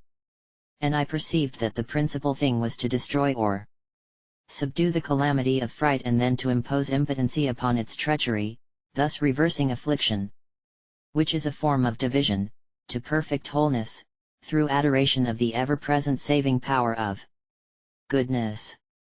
And all the inhabitants of cosmic perpetuity and orderly arrangement were astounded at the eternality and vitality of sheer life. The destructive aspect of vitality is a depressive one which augments the capacity to destroy. Life is life. Breathing after the untrue force, it is augmented, reversing the direction of attention to breathe after freedom, self-mastery, and valor. These capacities are augmented. Thus, worship is depression or reverence, according to the capacity worshipped, since the vital life force is ever present to be directed. What can be compared to the everlasting vitality of life? The divine expression is arranged to appear as opposites, having the ability to advance in either direction, to create or to cut down, to enlighten or to embitter, to mass for worship or for dissension. Life is experience and experiment. Who or what opposes life save life itself? Life deprecates and shuns experiences, only to be hurt by them, or learns to know them and so becomes cleansed by and through them. And this great life force had motion, was able to go forward or backward, to retreat or to return to the starting point, to forsake and give up or to restore and be safe. It could initiate discipline, pondering, considering, conversing, uttering, finally acting, performing vast and mighty acts of scorn and repudiation or of almighty goodness, duplicating itself for good or ill, ever repairing, renewing, and rebuilding. And the life force observed a tendency to scorn, curtail, and destroy goodness, to perforate the nature of goodness and its tool, the body. It tried to repudiate the reality of a state of sublime exaltation, and then, nothing was sacred to this life force. But this great vitality was earnest towards itself, and was freely permitted to select and choose either side of any undertaking. It could oppose or worship, defile or hallow. The essence of itself was pure and perfect altogether, and therefore could afford to be bent or twisted, to be used for any transition, since in reality there is only good. Strength and mastery are known only through knowing both sides. An opposite need not oppose antagonistically. Make the transition to the other side and it is revealed that the same life force exists there, and there is good existing there. Whatever the apparent species or expression or usage, herein is our redemption. And all that remain, overwhelmed by the sense of opposition, shall be depressed, worried, and fearful until their natures are fired with that imaginative sense which abolishes fear and chooses the silent protection of firm substance concealed from sight, with no beginning and no ending, yet which is the very existence, breath and life of life itself, the unnameable one. Use your ears to hear, not external sounds, but what the Spirit, this one, says to you at the center of your being. That idea which shows the way to exile denudes itself and strips itself of elevation. Likewise that idea which turns inward, returns to the starting point and finds itself as a thought arising, approaching companionship and deliverance. Thus the one which roams from the safety of truth and virtue will surely die, be destroyed by itself, while that one which cohabits with truth becomes complete. He that destroys by giving up or evading his responsibilities must in turn be pushed away and neglected. This is the test of endurance, the security of assurance, the fidelity and stability of feeling, for according to the feeling, the expression is defiled or hallowed. I regarded this vital, strong aliveness, this good feeling, with great pleasure, and it proclaimed a great disclosure, a veritable revelation, the exceedingly high origin of opposition. It announced that one might go forth to survey for evil or to look for good. The point of decision is the pivotal point, since each creature is free to select the journey and will in turn come upon or encounter evil or good in accord with each choice. The duality, thus, is double-edged, it may lift or destroy, may set upright or may level the choice. It is the strength or the weakness of the imagination which draws one closer to goodness or enlarges the breach, proclaiming opposites as mates, helpmates, and counterparts, or as destroying, monstrous terrors. This second vitality, the vitality of choice, wielded the full privilege, the freedom, and the mastery of the original. When these two vitalities are opposed, they are separated and weakened, they become strengthened when they turn towards and draw near to each other, then separation vanishes in nearness to and praise of the one, and that which appears opposed becomes the counterpart, the other self, which is the self. This is the only, the true marriage, which heals all dis-ease and restores vitality, making safe and whole the feelings which were split and afflicted. Here is our Savior, our realization of oneness. Worshipping the united self increases ability and power, creates enlightenment, assures the relationship between the high state of sublime exaltation and all seeming opposition. Thus the affliction of outward appearance is transmuted into an inspired appearance of light to revere.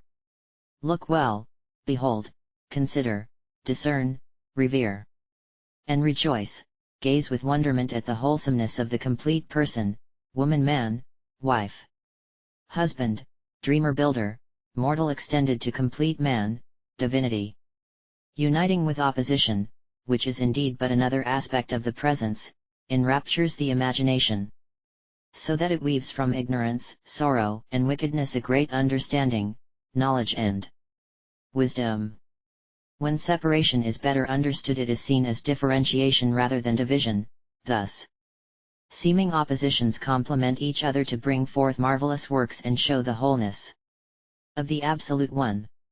Have respect for this living vitality, refute the darkness of opposition, see contrast only. Choose the divine expression of realization and say, none of these things disturb me. Choose the likeness and character of a healer, an exact copy of the causative cause, which alone makes whole. After separation has been given up in a great desire to live in peace. And this great vitality was aware of its very present existence, of the highest there is, God, divine principle.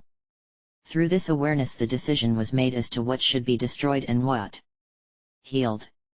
The just purpose of all existence, whether expressed at the moment in nobleness or pettiness, in success or destitution, in liberty or servitude, is to exalt the self, to forgive the little self, to yield it to the high self and so come to exist in fullness, delineating absolute power, paying attention only to that which is worthy.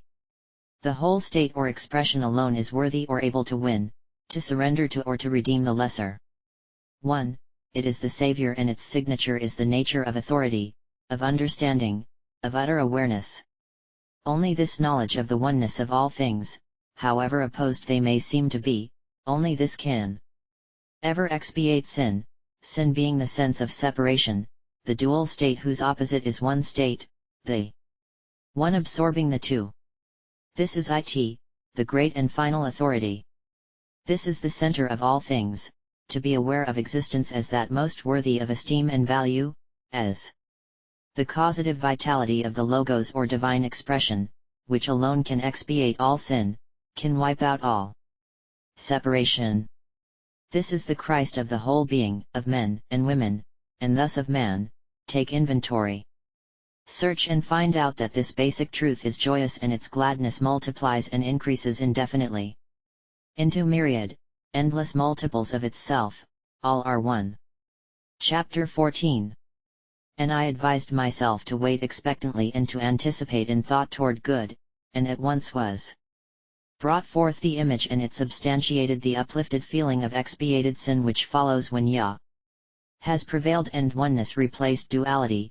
In this togetherness and feeling of completeness is the mothering state which increases indefinitely into greater abundance of the same nature or source.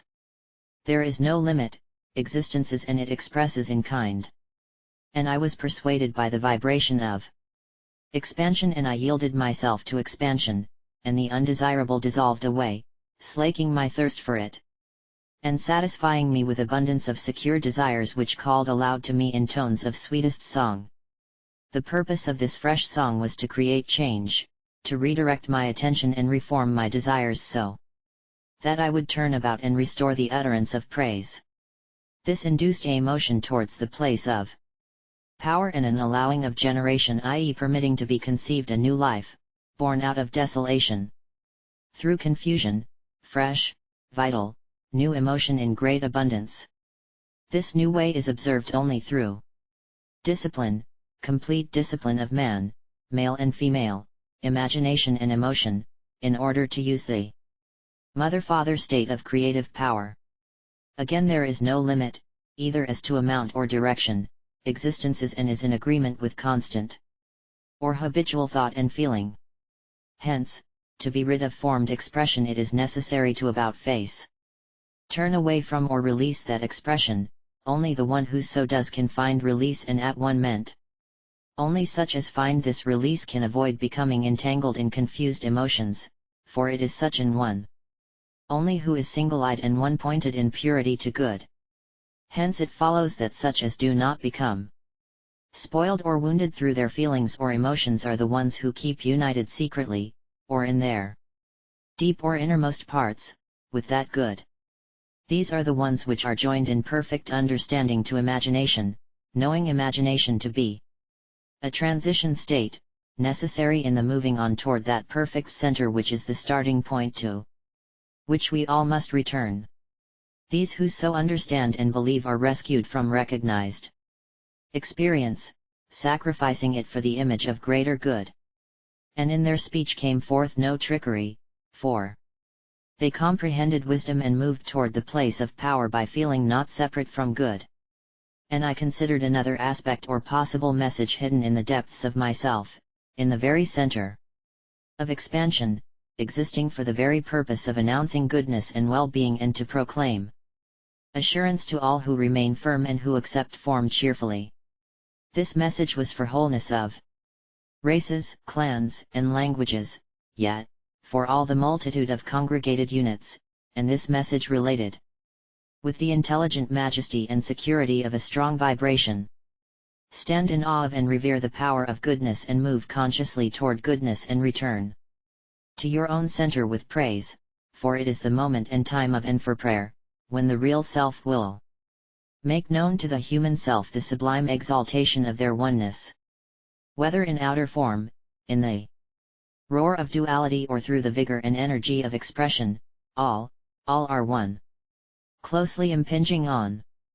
This message came the opposite expression of the same one, substituting in this way, confusion abounds when accepted, or it may be overthrown, the use, absorption, and preservation of mental excitement, mixed with feelings, may be directed toward or away from this confusion.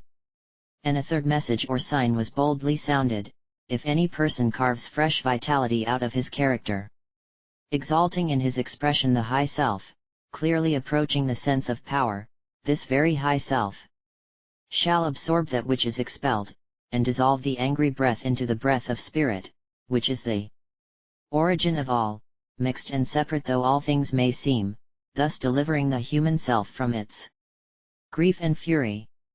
All wrath and anger consume and burn, turning the anger into a touchstone, but divine power shines through and knits together with new enlightenment of wholeness, uniting the seeming opposites. It takes real imagination to perceive this. Otherwise anger continues to inflict and grieve, appearing as an evil for an age, a generation, or a revolution of time. There is no repose, no pause, no peace, no time to seek or to inquire, nor yet to turn back and again carve the healing vitality out of the inner substance. Although whoever admits the strength and truth of this inner exalted self, and pays attention to it, that one will understand the nature of this real self and so will draw it forth. Over and over we are told that duality is a differentiation only. See it as a mark of and for distinctness, and the power of oneness remains. See it as a calamity, a dread, and confusing conditions, weakness, and fear move in. Therefore endurance of this sort makes whole, or holy. Likewise this real self guards, protects and preserves the perfect order and decree of whole goodness, and establishes the inner feeling and conviction that there is a saving power indwelling. And I paid attention to and gave heed to the vibrating inner conviction of exaltation and expansion as it laid forth reasoning and utterances about the divine expression within, declaring, praise or blame, cursing or honoring, destroy the one who alternates or wavers between them. It is the self-same law which responds repeatedly, yet, which gainsays or refutes the opposite as the new life is called forth. Constant reversal of opinion causes flabbiness, begetting failure, and keeping the self in bondage and persecuted. And I perceived that one could look for evil or survey for good, observing either good in dazzling form or evil in dark gloom, in either of which states, then, everything would appear, establishing copies to be perpetuated and to prevail in living expression, as the principal thing in one's life.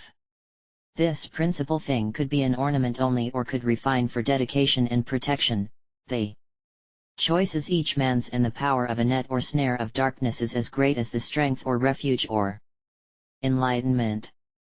Still another message came to me, originating in the sacred inner place, boldly announcing to the gloomy one freedom, with praise, extolling the joy of searching after that freedom and gathering it in, and so returning to close association with goodness and attaining the reward.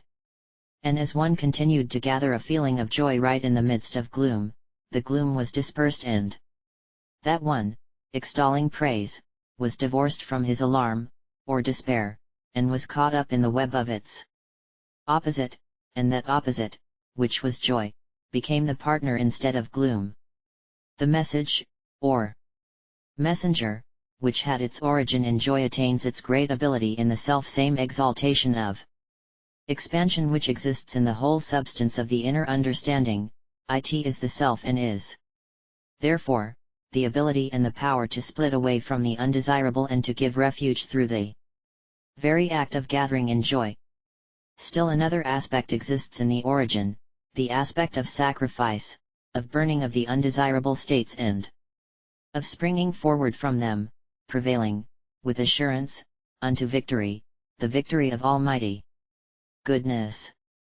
This aspect sounded clear, announcing with a shout of joy its freedom. It extolled the strength of praise and the encountering of freedom. Vehemently and with boldness this idea of sacrificing the undesirable bears fruit. it is the idea of pushing away the unwanted or cutting it off, of divorcing it in order to collect and gather together the noblest of desires, the direct opposite of that which troubles and binds. This is what must be engraved in the heart, that one must stand boldly forth, exposing and releasing the binding idea, praising and gathering in its opposite, the idea of freedom, thus announcing completion and understanding. For everything is for benefit, or for growth, is for good or ill, ill or good, according to the point of view of the one accepting or rejecting. And this idea penetrated through the opposing fears and collected into completeness, or complete union, the separate parts, and ejected all opposed to goodness, expelling violent passion as stupid, and twisting intensity from anger to a burning mental desire. This effervescence replaced the loathsome anger which was severed and became as nothing, being drained of its life force by lack of attention. But life force existed and came forth in the new state, causing a skipping for joy, thus reversing the old state, anticipating the precious enjoyment as holy, satisfying and accomplishing the consecration of greater abundance of this joy, increasing into hundreds of thousands as joy mothers increasing joy. Chapter 15. And I was aware of another indication of intense longing for expansion in the opposite way, an indefinite inducement to accept and use fear, concealing the wound and enjoying the predicament exceedingly, and satiating the excitement of the mind. And I experienced a sense of disgrace reflecting and intermixing with waste, but yet the self was rescued from this opposition. Freedom from trouble was revealed as the vital force, with the power to heal and to bring forth a strong character, making the transition, when paid attention to, and transferring to a definite position of authority, establishing, continuing and enduring even against the persistent roar of duality reflecting the false appeal. And this enduring force is clear, and responsive to praise and desire, and it draws forth the child, or idea, of goodness, praising the ability to imagine and to bring forth, relating that this child of goodness is the divine expression, in latent form, wonderful, and abundantly able to accomplish miracles. It is a product of activity, whole or balanced in its mode of life or course of action, and is the sure foundation of all power, whole, holy and perfect. The self reveres the law of goodness and abides in its clarity. Fearing the nature of goodness brings burdens, revering it brings abundance of honor. It alone is wholeness and completeness, it alone is purely all. All who seem apart from or foreign to this whole pure goodness shall yet be carved into likeness, out of fear into reverence, healed by the very motion towards praise of goodness, for, on the very instant of turning, the prayer for help adjusts and vitalizes the shining revelation of goodness everywhere. Closely accompanying this perception, expectantly and joyfully regarding it and observant of it, the inner potentiality was restored, revitalized, and I was again able to use the law. And this perfect message of potential ability abides in the center of the self, applying equally to defeat or destruction or to success and rebuilding, translucent and dazzling, concealing or revealing the liberty so long awaited. This perfect message, although it can devastate, yet, contemplated with pleasure, it gives a vision pure as its origin. Prepare to value eagerly the determination to love it, for its vitality is fresh and strong. Returning to it, the origin, one is safe, complete, purged of all mistakes and pouring forth praise, gaining understanding of intense spiritual desire for goodness which revives and preserves wholeness. Splendor, truthfulness, and confidence perpetuate victory when one dwells eternally in that wholeness. And the ability to accomplish and be joyous, through this confidence, lifted up the splendor of goodness and its strength and might, for it, goodness, is first principle, and nothing which breathes advances to the center of being without destroying disease in some measure. For the complete state of all living is made perfect through obedience to the law of good or that which causes to be. Chapter 16. And I obeyed the yearning to search for this origin or center of ability, the divine expression opposing my present state. Completely induced to rearrange my thoughts, I firmly made the transition to a different mode of action, and so, returning to the starting point, demolished my violent opposition to goodness, and poured it, the opposition, away. Thus, returning to my starting point, I felt unified and fully freed, and the undesirable disappeared. After the departure I attempted to ascend and stumbled, feeling depressed. There rushed over me a great desolation, and again I felt separate and thus sinful. Calamity afflicted me, but I seized on my courage, which extended towards me, gazed mentally upon it, contemplated it with pleasure, and it sufficed to lift again the fresh and strong vitality. As I again paid attention to it, I was again healed, and the adversary yielded to the healing. Duplicating that earlier inducement, I again emptied and spilled forth my fears, pouring them out with shame. With the pouring I prevailed against, or overpowered, the strength of the fear, which was but an idol, and it failed, the breath going out of it. The message of all this was intensified as the separation increased, this time spilling forth the undesirable toward the source of cheerfulness, thus dissolving it, and I breathed security from my center or origin. And I understood the message of dissolving the wrong influence and substituting an opposite.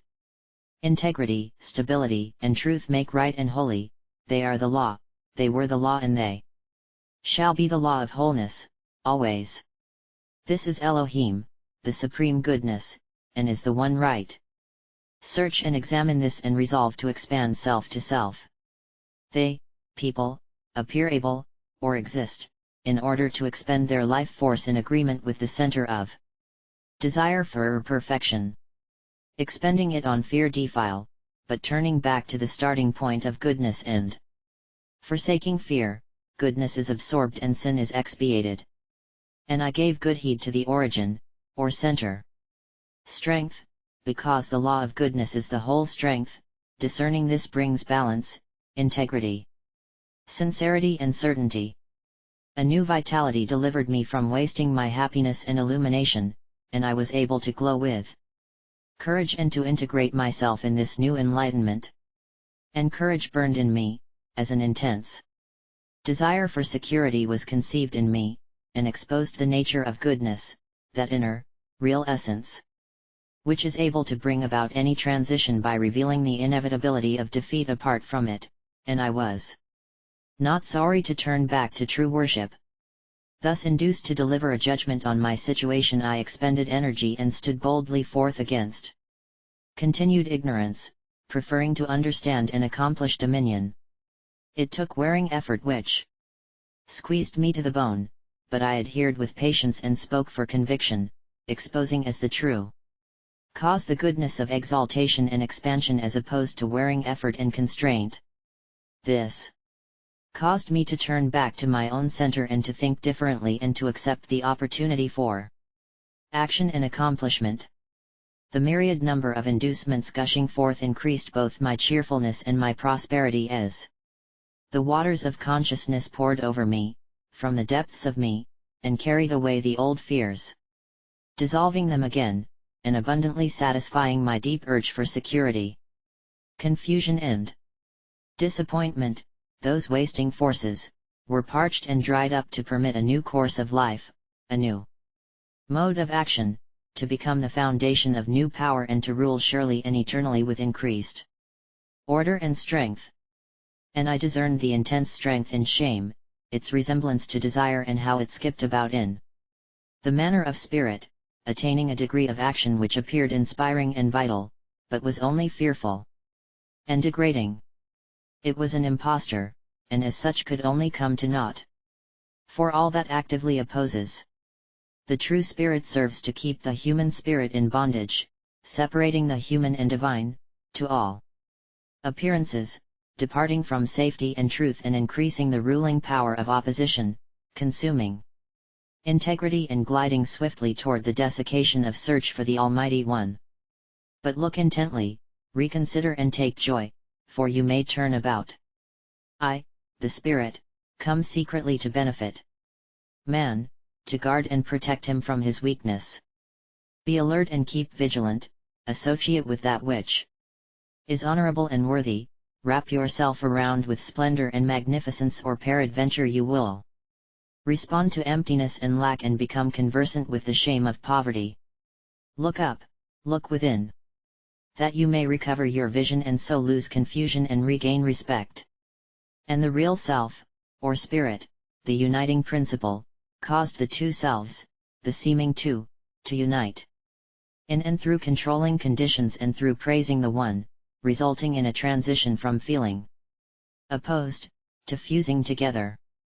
At first it, the spirit, seemed to hurt, to invade and attack the personal or known self, but in relaxing to the rendezvous, instead of fighting or resisting it, we overcome the feeling of battle and opposition and reveal the consuming power of enduring in joy, which promotes true happiness, leading to complete and perfect oneness.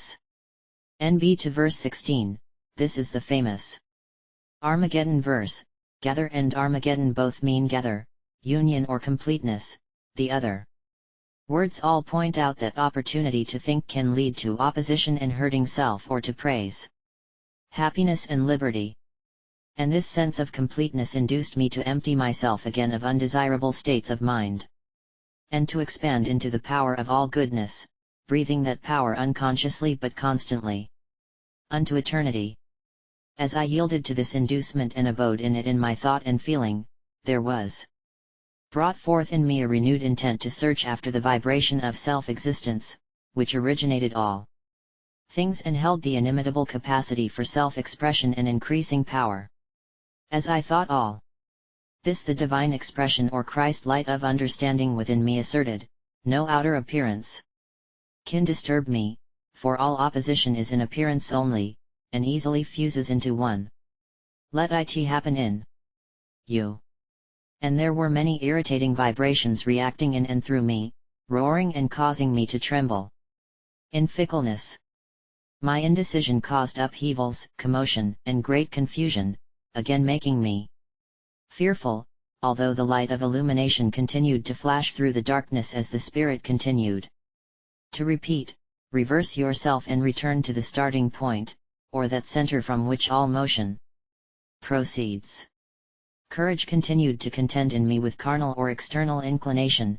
This contention opposed victory, success, and the abundant increase of my yearning desire for security. The severe and stupid desiccation twisted my thinking and separated my feeling until the intensity of that separateness drove me off my course into utter confusion. But even as this sought to cleave me from my good, I continued to cleave to my good, albeit weakly. The confusion mixed myself until I mixed in myself and again attained recollection and suggested to my own memory, quietly, the reward of moving toward goodness with praise, retreating into the starting point, earnestly knowing the result of dwelling in cruel opposition instead of in brave combination. And the howling, doleful nonentity bolted and vanished, revealing release and the freeness of restoration to heights which expiate any further sense of separation, sin. Eagerly seizing this discovery, I attained greater comprehension, agreed with myself and felt my real existence. There was cessation of the feeling of separateness, and instead came a rising sense of acceptance, a moving toward courage, a powerful security again began to build in me, saluting me, hail! Be well as you return to your origin in exalted expansion and find yourself surrounded by wholeness, which is true unto all eternity, however you may deport yourself. Surrounding may seem binding and hampering, in which case you will again resist and strike out, or it may be to you the support of love and the all-encompassing security you so much desire. Balance. These two opposites, ponder their profound effects and expose the strength of goodness as almighty and whole, the true cause of all things, appearing in form according to the reasoned word, thus inflicting defeat or stumbling, or increasing the supreme divinity and goodness. Chapter 17. The inducement for complete union with my originating cause became stronger than the indefiniteness of constantly pouring out my energy aimlessly. This inducement communed in me as divine inspiration. It drew me into union with it, refuting the opposing argument, fervently admonishing that I respect the teaching of wholeness, that mighty law, which serves for ill when worshipped as fearful but rewards with good when worshipped as the goodness. It is wise to dwell in this wholeness, to dissolve all heaviness and quaff the living waters of joy. Let joy rule in you to purify all form, remain steadfast to your true center, looking to it, rather than to the outside, for all things reside permanently in this abode. It is the home of goodness, to turn aside from. This home of goodness serves to subordinate and abase your joy, stupefying you and embittering you, and thus preserves the false idea of the outer being powerful. And this inducement transported me, released and pardoned, to the state in which a material sense of things disappeared and the great facts of existence unfolded to my vision. I perceived the true cause of all things to be established in stability, in fidelity and in integrity. This truth glowed in seed form, predicting the character of the vitality to evolve from it as soon as it was exposed, for in the seed exists the sacred, full completeness of the principle, that power which is self-causative. This causative power assumes the outward appearance of moods, decked in glory and beauty, suggested by dreams and appearing to be the lot or fate of the person to whom they come. The power expresses them according to the mood, muddled and detestable or completely desirable. The character of the mood was clearly inscribed by the desire. This is beyond human comprehension, and remains a secret. Confusion and undesirables increase as readily and abundantly as the desirables. Because there is one cause only and it responds, as called upon, to form all forms. It was clear that the cause to be power would respond in great abundance and pour forth constantly in keeping with the starting force, and therefore would defile, or hallow, as a witness to that which was thought would save from the presently expressing state. As I understood this truth more clearly, I was at once amazed and stunned, was even stupefied, and sought to destroy myself, but again recovering my vision, I knew the mighty and remarkable power which resulted through experience. And the message of all this reminded me of the singular truth about opposition. The great secret truth of causative power is that the vitality and life force carry out into appearance in perfect accord with the impulse which set them in motion. The life force will transport into victory, ascending or descending as ordered, accumulating in line with the principle and flowing forth into power for good or the reverse. And this vitality or life force existed and does exist, of a very truth not comes from a word which is often used to indicate, as truly as, of a truth, verily, and should be given priority that it may restore and perfect. This is indeed profound and eventuates in complete freedom, or, conversely, leads to ruin and destruction. Standing sure and firm in the face of opposition, great ability and power are called forth, and strength and vitality revive the spirit wholeness which is the sovereign beginning, concealed but eternal. Joy in this truth. Let the vital life force be surely and eternally expressed henceforth, as the goodness which it is. It is the center of all intelligence and all feeling, the supreme understanding, knowing itself and standing under all knowledge in support of truth. This is the foundation principle, sacred, full and complete, exalting all and removing all sin, sense of separation. This is the cause of all that is, and from this principle flows forth all security. Completeness is the perfect sovereign. Man passes over from sedentary, immovable stubbornness via separation and suffering, by being driven off his course and becoming inefficient, by sinking down into violent opposition, finally accepting opposition, and by acceptance of it overwhelming it. This is true non-resistance. This unites duality into that which is, although not seeming to be, by reason. of limited vision. When permanent union is attained, oneness is revealed perpetually, and the transience of a worldly hour is as nothing.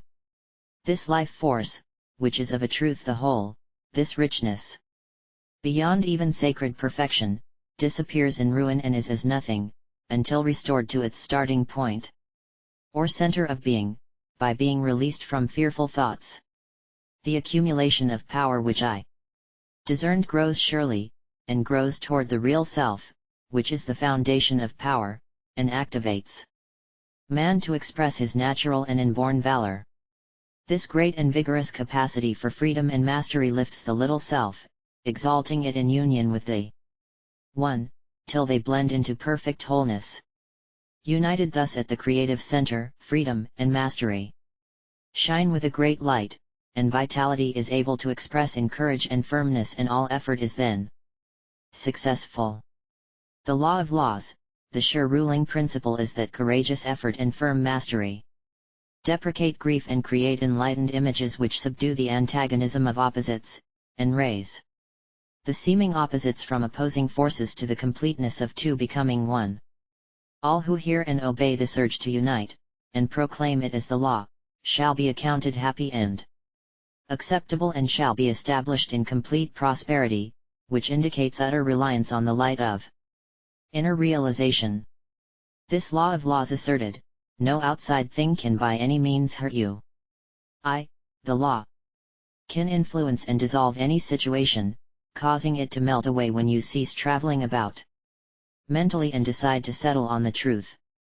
The consciousness which will do this, and abide in me, is borne along into increasing, nourishing plenty. And all this ability and power to become oneself is vitally fresh, awaiting awareness of the truth that in opposing, if to goodness you but oppose self against self, and so prostitute or waste the vitality which is given you not to pervert but to illuminate, given you not to make you desolate but that with it you may desolate your weakness and your fears, exposing them but to dismiss them and begin again. Having experienced so-called ill, you now choose to experience only goodness, the true human nature, choose to remain enlightened and be drawn together for perfection. Thus this goodness will send away confusion and cause at one ment in that center which is the center of understanding, where thought and feeling meet to confirm completeness. This is the result of determination, and of an inclination to reach the conclusion of confusion and find the perfect conclusion of joyous conception. This, indeed, is the revelation ascribed to the vitality in the divine expression which we behold in our highest dreams. It is the cause of all things, this vision of perfect light, the noble mother which ranks first as basic principle, invisible but sure, then appears as result, visible and firm. Chapter 18. This perfect goodness is able to endure any extremity as it seeks to furnish satisfaction. Therefore, vitality endures until the divine expression, or Christ light of understanding, is discerned and induces worship of the real being, which brings forth mighty strength and increasing dominion, and all opposition is understood with kindly wisdom and proper dignity. This inducement announces clearly the great truth and sends forth freeing forgiveness as the means of expanding wealth which is capable of establishing new power. Steadfast to this inner vibration, the light of understanding remains unmoved by confusion, heavy and severe though it may be. One may seem to be driven off course and separated from goodness, but one may overwhelm and overthrow the depression, worship the unseen goodness and be accepted by it, and thus become secure and prevail against depression and all opposing verdicts. Praise security and retain it, remain calm and assimilate peace, so complete and make perfect your breath of life. Watch and be on guard lest, offering less love, you are disqualified from returning. All races forget their real wealth, which is that which is under desire, i.e. the spirit, and so from their center they look out to things rather than remaining true and fixed in that center of spirit. Those who Rule material things, persuade themselves that these material things are profitable, thus they convince themselves that they are successful, but their security is enfeebled by outer luxury. Pay attention to the deep inner vibration which is unmoved by any opposing appearance, which abides in that center, the origin of creation. Unite your forces and receive companionship, thus do you exalt the self, the real companion, and rather than separate yourself from that goodness and inflict defeat, you solidify the expression of all goodness to acquire success. Sin, or a feeling of lack or separation from goodness, impinges upon expansion in goodness and distorts the expression of goodness, rewarding like unto itself, in increased lack. Turn back and be at peace, restore yourself lest twofold limitation repeat.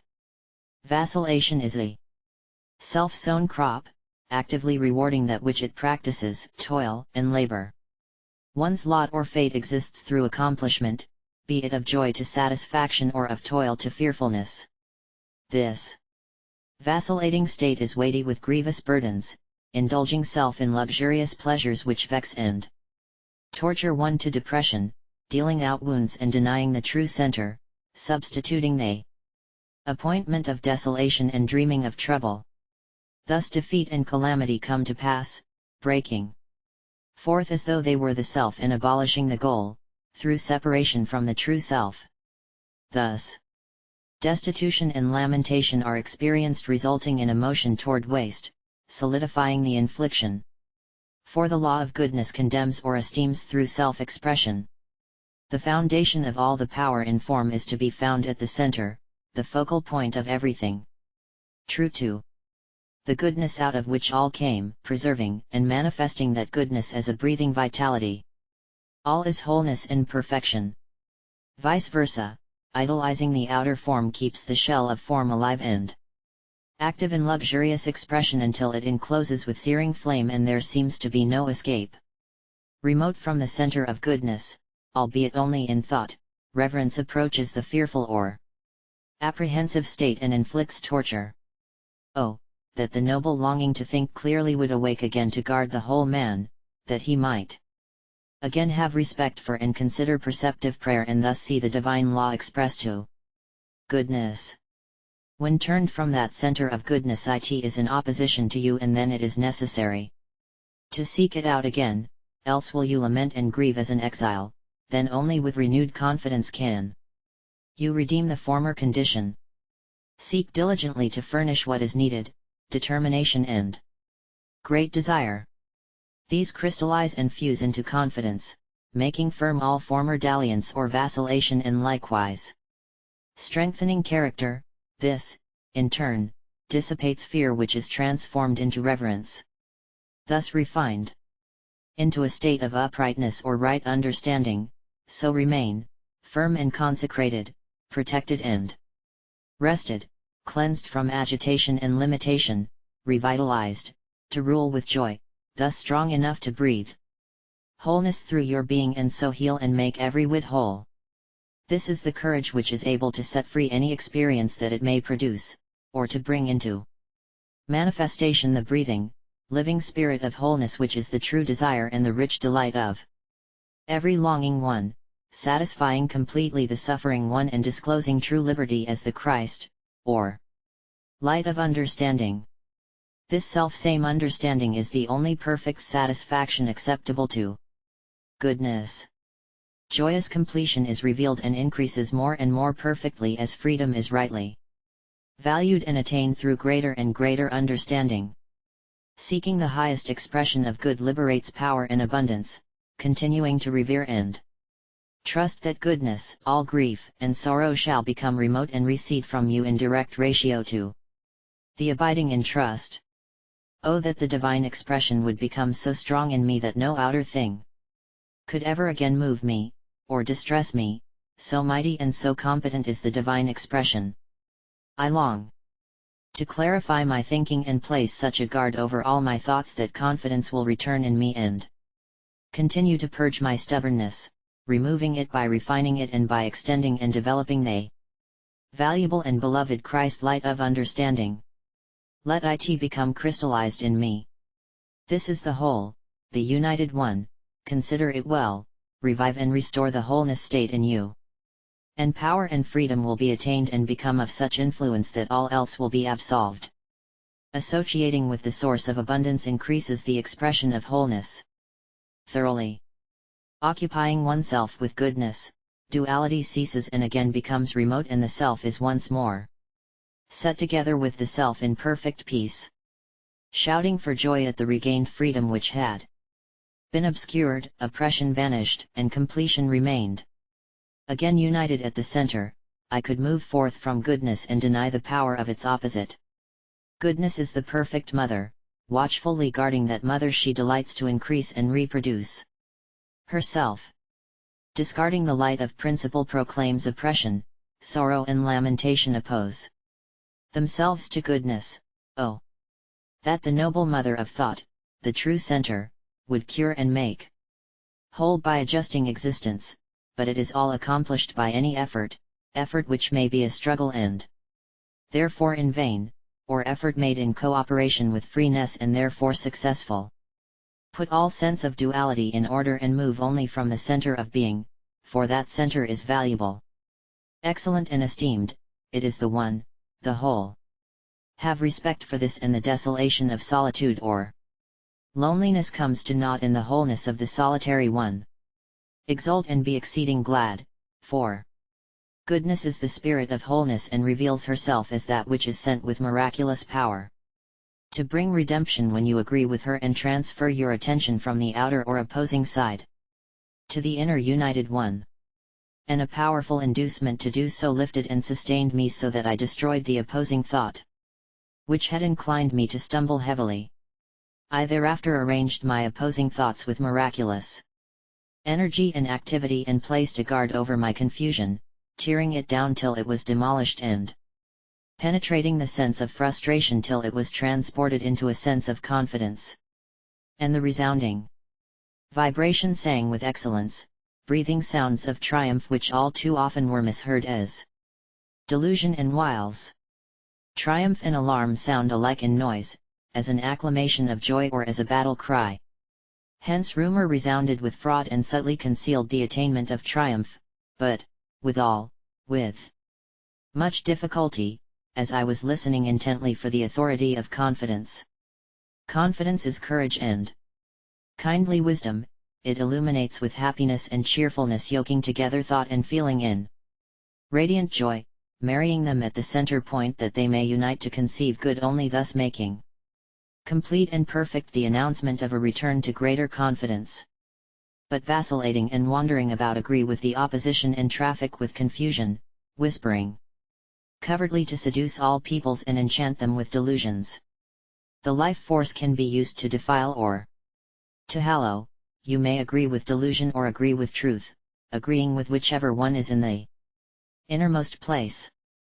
This agreement takes place in silence and is examined by the Holy One, the Spirit of wholeness and goodness, and whatever is therein found is stamped and sealed for you, as ordered, and is so expressed. Chapter 19. And following closely this reasoning and divine understanding, I yielded to that same Spirit of wholeness, the self-existent one, existing equally in all races, and asserted that as this self-existent one was eternally the same, I would praise it and it alone as the law of good. When praised, the law which delivers, protects, and saves, which dignifies and favors with value, esteem and wealth, which strengthens with might and ability, with abundance and freedom, which, in short, is the dominion and vitality of life itself, draws the praising one to itself in complete and perfect wholeness. Abide therein. Abide there, in fidelity and equity, perfectly balanced, to know the virtue of seeing all but choosing unity, perceiving two sides but understanding that the two make the one, thus no longer prostituting energy on fear of the less desired, which does but disfigure and corrupt all forms. Idolatry becomes adultery as one continues to worship one side of the whole as the one, and this results in undesirable consequences. Redeem yourself, turn again to the true one at the center of self and start over. Looking with trust and praise to the two as one, seeing all as wholeness, no more bad and good, but all goodness. Thus ministering to wholeness you approach wholeness and obtain power from wholeness. In thus approaching wholeness lies safety and completion, refuting opposition as opposing, asserting the perfection of wholeness as divine expression, praising the shining, clear eternal one, self, existent and present at all times, thus causing moral recovery and resurrection continually until confidence in the true self brings eternal victory. And the vitality, resulting from this decision to unite, associates with abundance and embraces the opposition, accepting it with reverence and becoming healed as they fuse in marriage. Continuing together brings great power, so that no seeming opposition can disturb, for truly and of a surety the perfect uniting of two is celebrated as sacred wholeness. The realization of this sacred wholeness manifested the vibrating power which was the original one, able to split through fear and destroy or, being revered as one, to rise to vast and mighty magnificence. Yielding to this power, existence became richer and more favorable, resisting it, commotion and confusion raged. Alerted to praise the law I rejoiced in its absolute ruling sovereignty and kept close to its dominion, I became united to it, feeling its might and strength flow through me. Fear abated and joy arose, bright and merry, making me feel well and restored to high favor, supported and united, protected and elevated. Imagination again brought forth ideas and caused activity and adjustment which would complete liberation as diligence was established. The cause of liberation grants confidence which expiates in dazzling clarity any frustration, and correctly expounds the divine message as consecrated and pure. This message or divine expression demanded adoration, impelled it, and, in turn, conferred great benefit and prosperity, declaring that the cost of uniting ideas to integrity and spirit resulted in a union which could only bring forth happiness, for goodness is genuine reality. And I accepted the justice of this message and in reverence prostrated myself, and lo, of a very truth, I was saved and made whole. For the one united me with itself in complete union as comrade and coheir in such close affinity and association that I existed as witness of the saving power indwelling. Praise and adore goodness only, with your breath and as your breath, for it is your breath, it gives constant evidence of saving power imminent and ready to manifest. Of a truth, let it be. And this understanding was discerned by me, and given respect. I advised myself to consider it constantly, and at once a dazzling joyousness bounded in my heart. As I continued to survey the vision and think on it, I became convinced with inward certainty that this reliance upon the Christ light of understanding and illumination would establish security and balance. This verdict brought stability and certainty to me and strengthened justice and integrity in me. Using the divine law in this manner completes its purpose, and the former hostility to anything opposed to the little self is consumed, and the opposition reappraised and admitted into the whole as an integral part of oneness. This enlightened vision of principle was amply competent to encircle my whole being for protection and to keep me aloof from old thoughts, and would do so provided I dedicated all my thoughts to it. The substance of my thoughts must be in character with the basic principle if I would engrave or inscribe its qualities deep in my comprehension, and none can so grave the self in me but myself. This deep truth regarding principle was wrapped in swaddling clothes, that is to say, enwrapped or hidden as a wife, as the deep innermost feelings, and could be so overwhelmed as to be destroyed, to all intents and purposes. Yet, always it is there, at the center point, silently awaiting recognition. This deep truth is the very principle of all goodness, God idea, ethereal and invisible, capable of remaining obscure throughout eternity or of waxing strong and powerful in expression. It is always and in all ways whether disregarded and thus unknown, or acknowledged, accepted and seen. The resistance to this truth persecutes piercingly, but the pain can purify and refine and bring conformity to an understanding of the truth.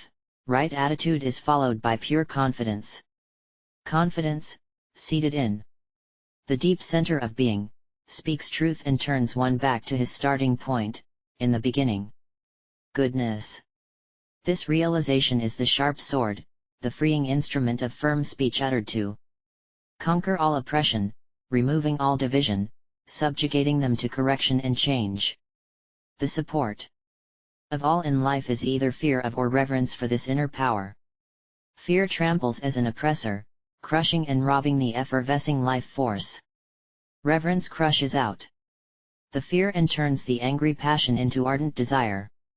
The thigh refers to the generative parts, the vesture to a garment or a wife, symbol of the feeling. The imagination or male aspect, deeply engraving or impregnating the feeling, or female aspect, with the understanding of the character and authority of basic principle, causes realization of the one ruling law of all life, eternal goodness. And I experienced an abiding sense of endurance in a brilliant illumination of happiness. It flashed a message of cheerful clarity which announced again the security of the self-existent one, extolling the need to praise and saying, obscurity and dimness, or ignorance, depart when the proximity of the heart, or the center is attained. Collect and assemble your thoughts and feelings, they should be united, yoked as one, cohabiting and feasting on the mighty abundance of all goodness. Selecting the idea of perfect goodness to feast upon, all ill is dissolved and destroyed, for any ill is but profane good, having no real existence and serving only to prostitute your inheritance. Your experience of good or ill is temporal and human, capable of twisting your courage from the exalted head to one of low rank and forcing you to extend your strength too far. As man alone, you are alone, but man is kindred to the divine. Rejoice and praise this truth, dwell in its contemplation, and power appears to liberate and to reunite you to principle. If you be not worthy, increase your worthiness, for nobility dwells in man. This nobility dwells as a fresh strong vitality, the foundation of power and the ruling force, opposed to perversion and carnal inclination. It is valiant and ready to convince and cleanse, it deprecates contention and confusion, preferring union and completeness to be in control and to prevail in behalf of joy and to dwell together in active and prosperous might. Sustaining this vitality, the untrue teacher, who often resembles the true one and conspires to separate you from your strength, is himself separated in a remarkable way and is defrauded and suspended while yourself is exalted to self-hood and given a token of respect. Revere it, for it heals your ills and strengthens your real character into an exact copy of itself. Discard and reject all else and throw yourself into the harbor or haven of true enlightenment and become refined into the wholeness of divinity. Let all that remains which is unlike the divine be sacrificed, give yourself wholly to the divine and know protection and serenity in this bright joy, which will increase your resemblance to the divine and restore your completeness, covering you with joy and satisfaction and causing you to speak praise. Chapter 20.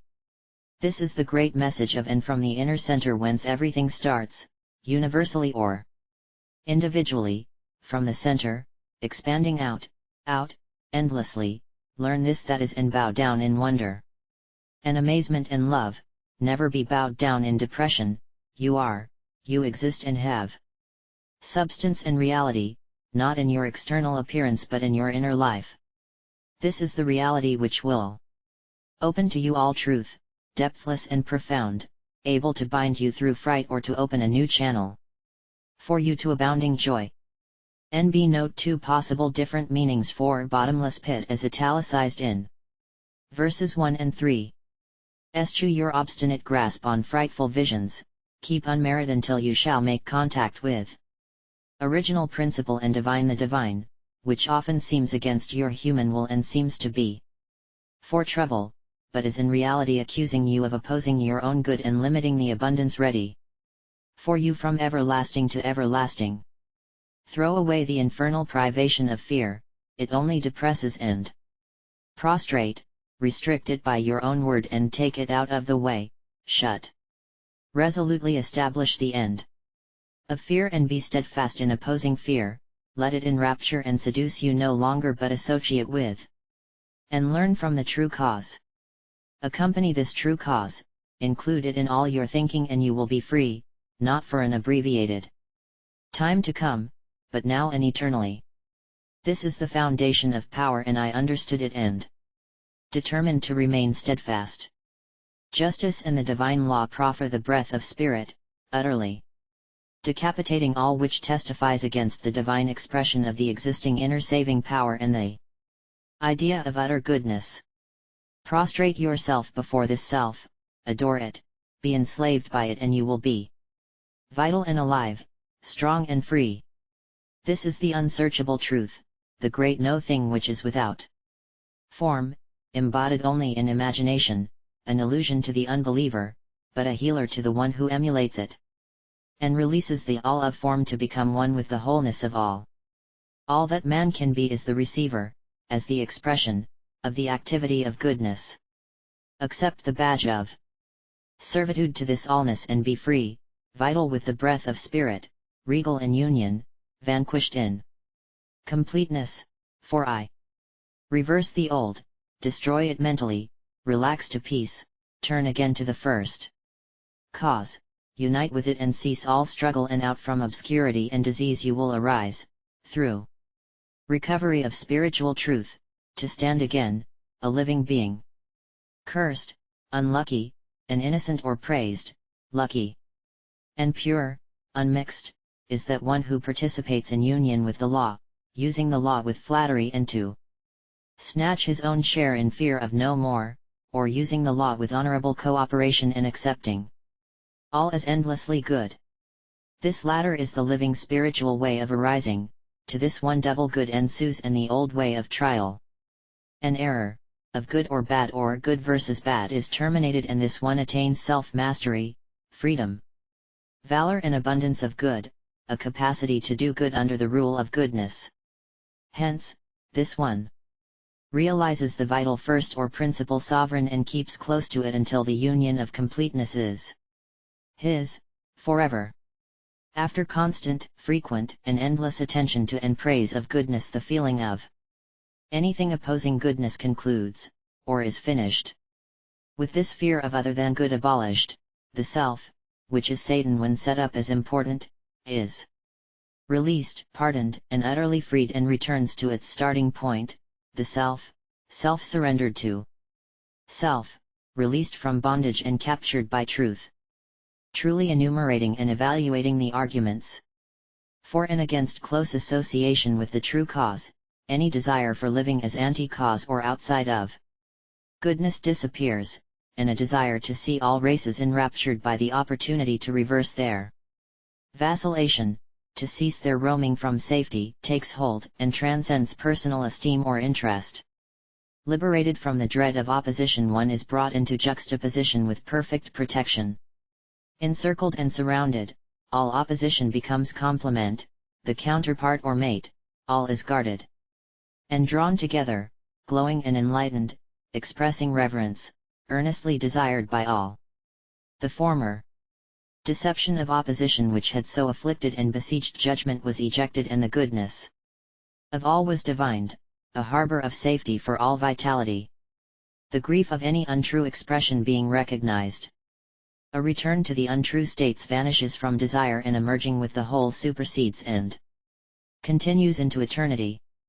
And I became aware of the great power of this union with the eternal cause, and I desired to remain in front of that power, facing it. All sense of opposition vanished, all urge to expand was lifted up, releasing the energy to dispense with all unlike goodness, discovering the condition of liberation which resulted in perfect marriage or union with the good. Discerning this, I subdued and destroyed the pestilence of foolish weakness, it was not worthy of increasing, nor could it remain in proximity to goodness.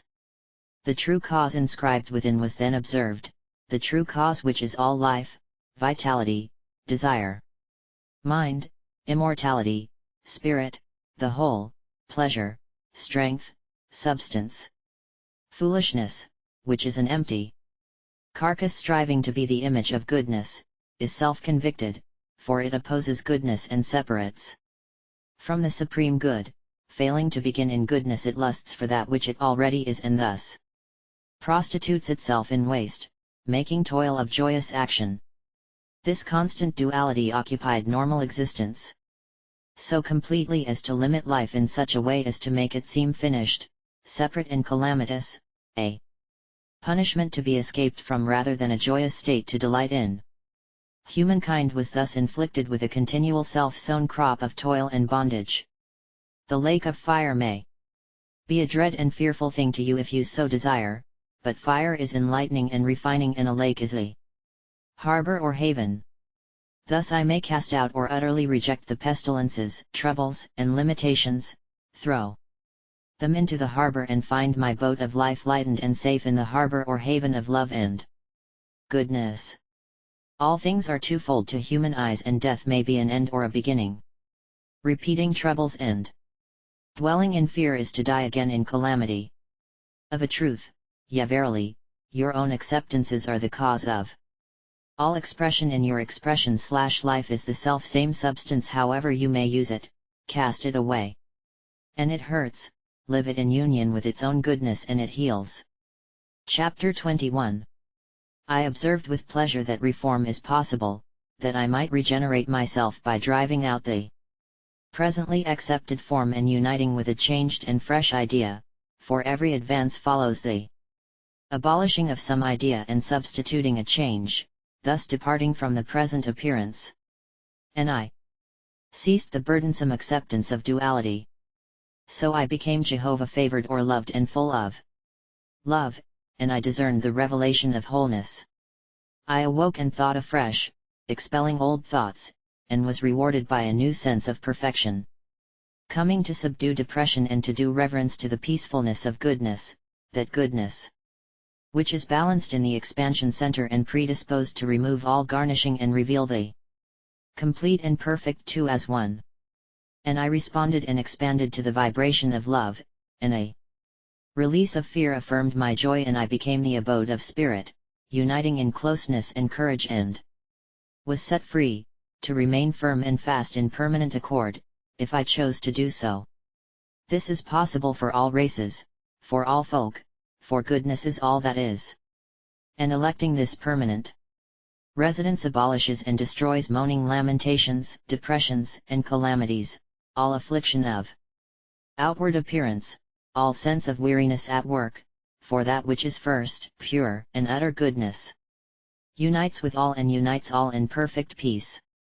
Brooding over this indication of power, and reasoning on the divine expression within, there came an utterance, look intently and with joy.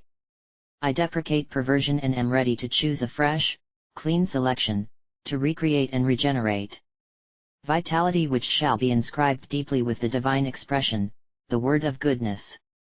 My word, repeated again and again, these words are spirit, are trustworthy and certain, are sure and sincere, balanced in equity and fidelity. And the assertion continued, this is the creation which makes whole and complete, makes sound and beautiful. I, the one, am first, and I, the one, am last, the original principle and the infinite goal, or future reward, perpetually complete. So the future is, even as you say now it is then, thus I am the principle of finality, this is your strength and your victory forevermore. I, this principle of all, offer, bestow and ascribe to you who long the abundant satisfaction of knowing that the source of all supply is my breath, the refreshing vitality of the consciousness of the inner divine goodness spontaneously and freely offered as the spiritual endowment of all citizens of heaven, dwellers in accepted expansion.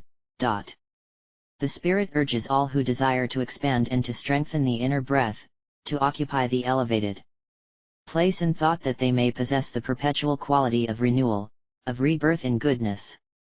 I am goodness and you shall express me.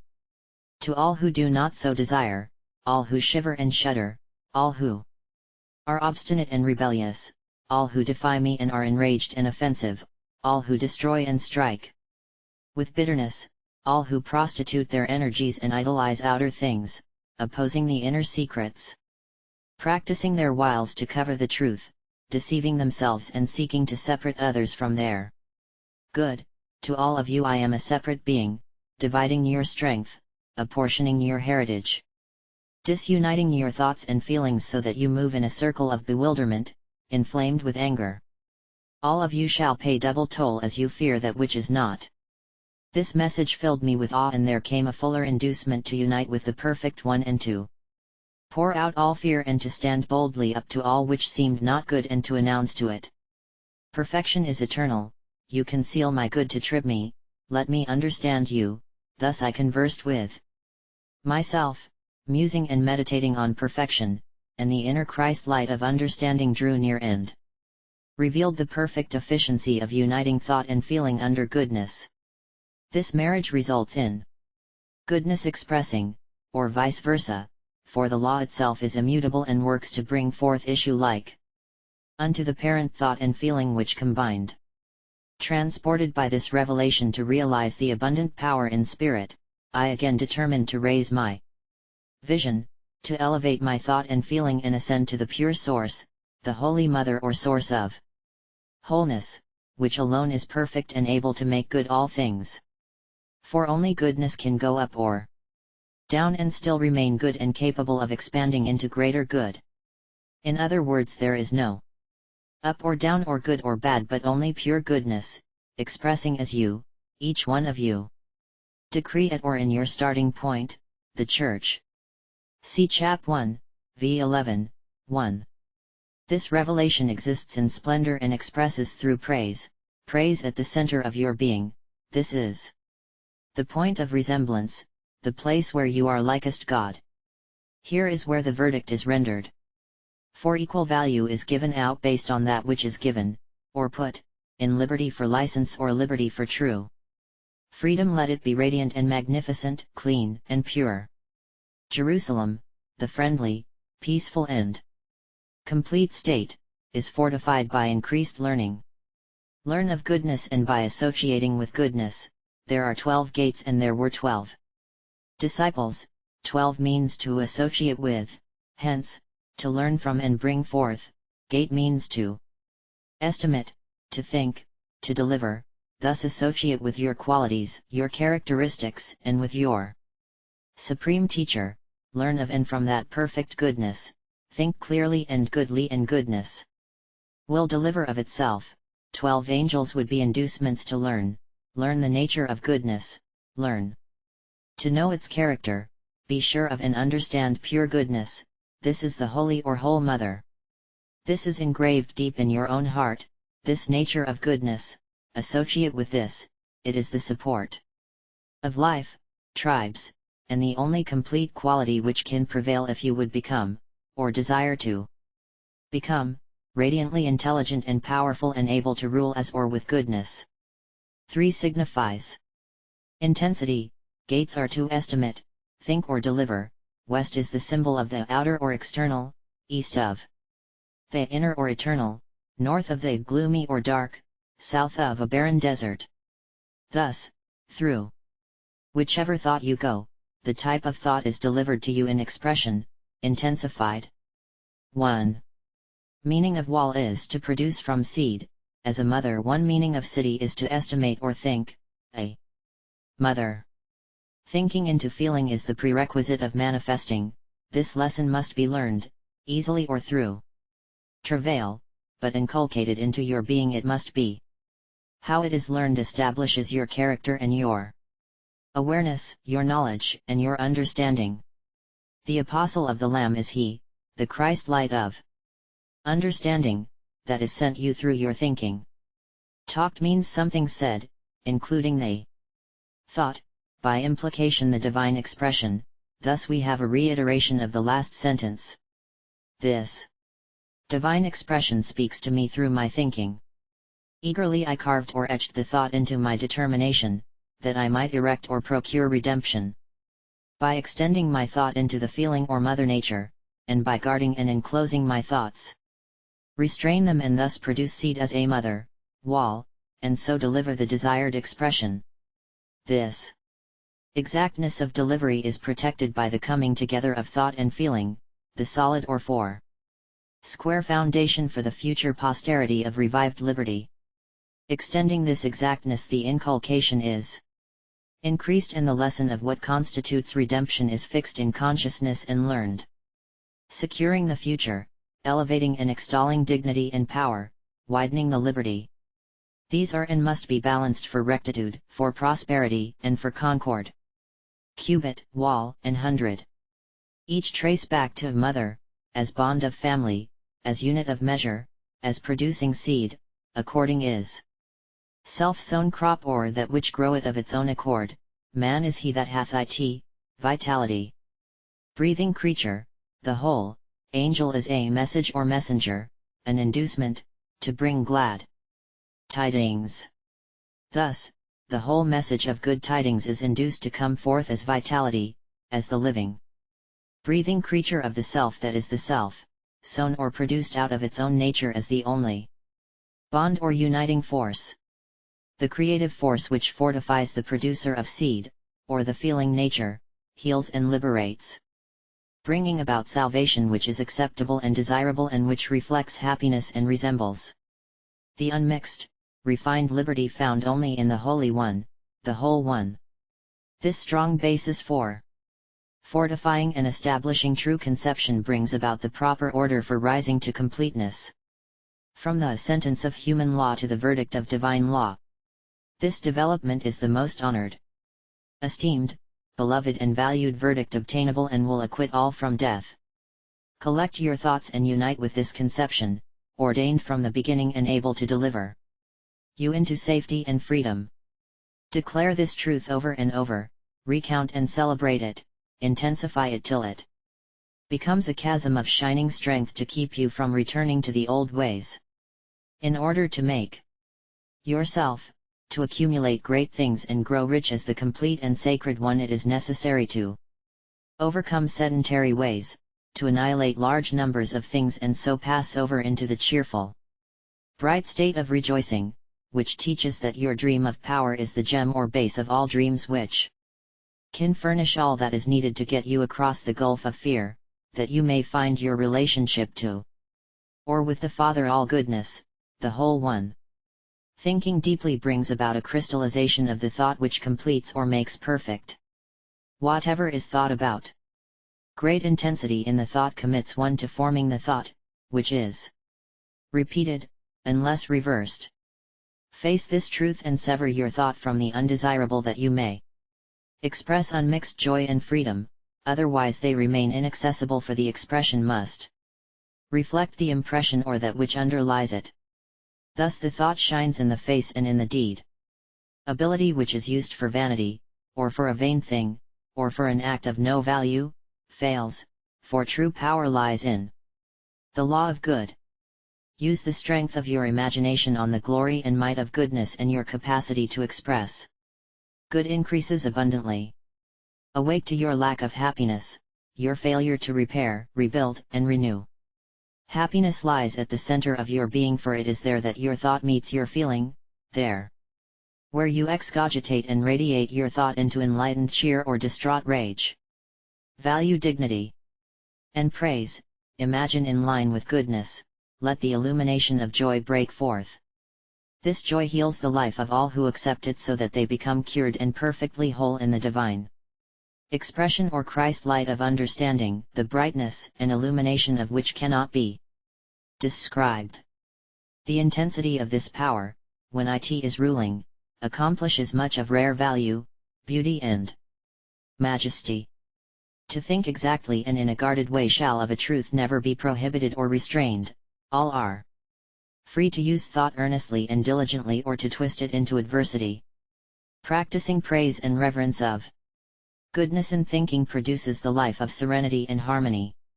And no other mode of action or course of life attains equal progress, nor is any other way instrumental in finding the real origin. The vital Christ force dissolves all other force, any idolatrous or unclean thought or disappointment fails when the message of active goodness makes glad or rejoices the heart. Let this pure goodness, the spirit of perfect wholeness, breathe through your imagination, causing revelation, revival, and resurrection. Chapter 22. This is the Spirit which admonishes, exemplifies, instructs, and discloses to you the freedom and joy to be found in its support. Flowing together with it you find strength, cheerfulness, and prosperity. Its influence satisfies abundantly and utterly destroys all raw or unhappy conditions. It is the very breath of your being. Its substance is the self-same substance as you. It is your consciousness, your divinity. Value it as magnificent, radiant, glorious beyond description, transparent in its goodness, the very source of your own origin, your all, the foundation of the power in your imaginings. This nearness or center of you participates in your desire, gathers together all of your dual longings and transmutes them, changing the direction of your longings as you alter your thought toward it. It strengthens and makes firm your existence in good, bringing alive your whole being, that vital principle. That is your center and that is ready to teach you and produce in you the abundant life.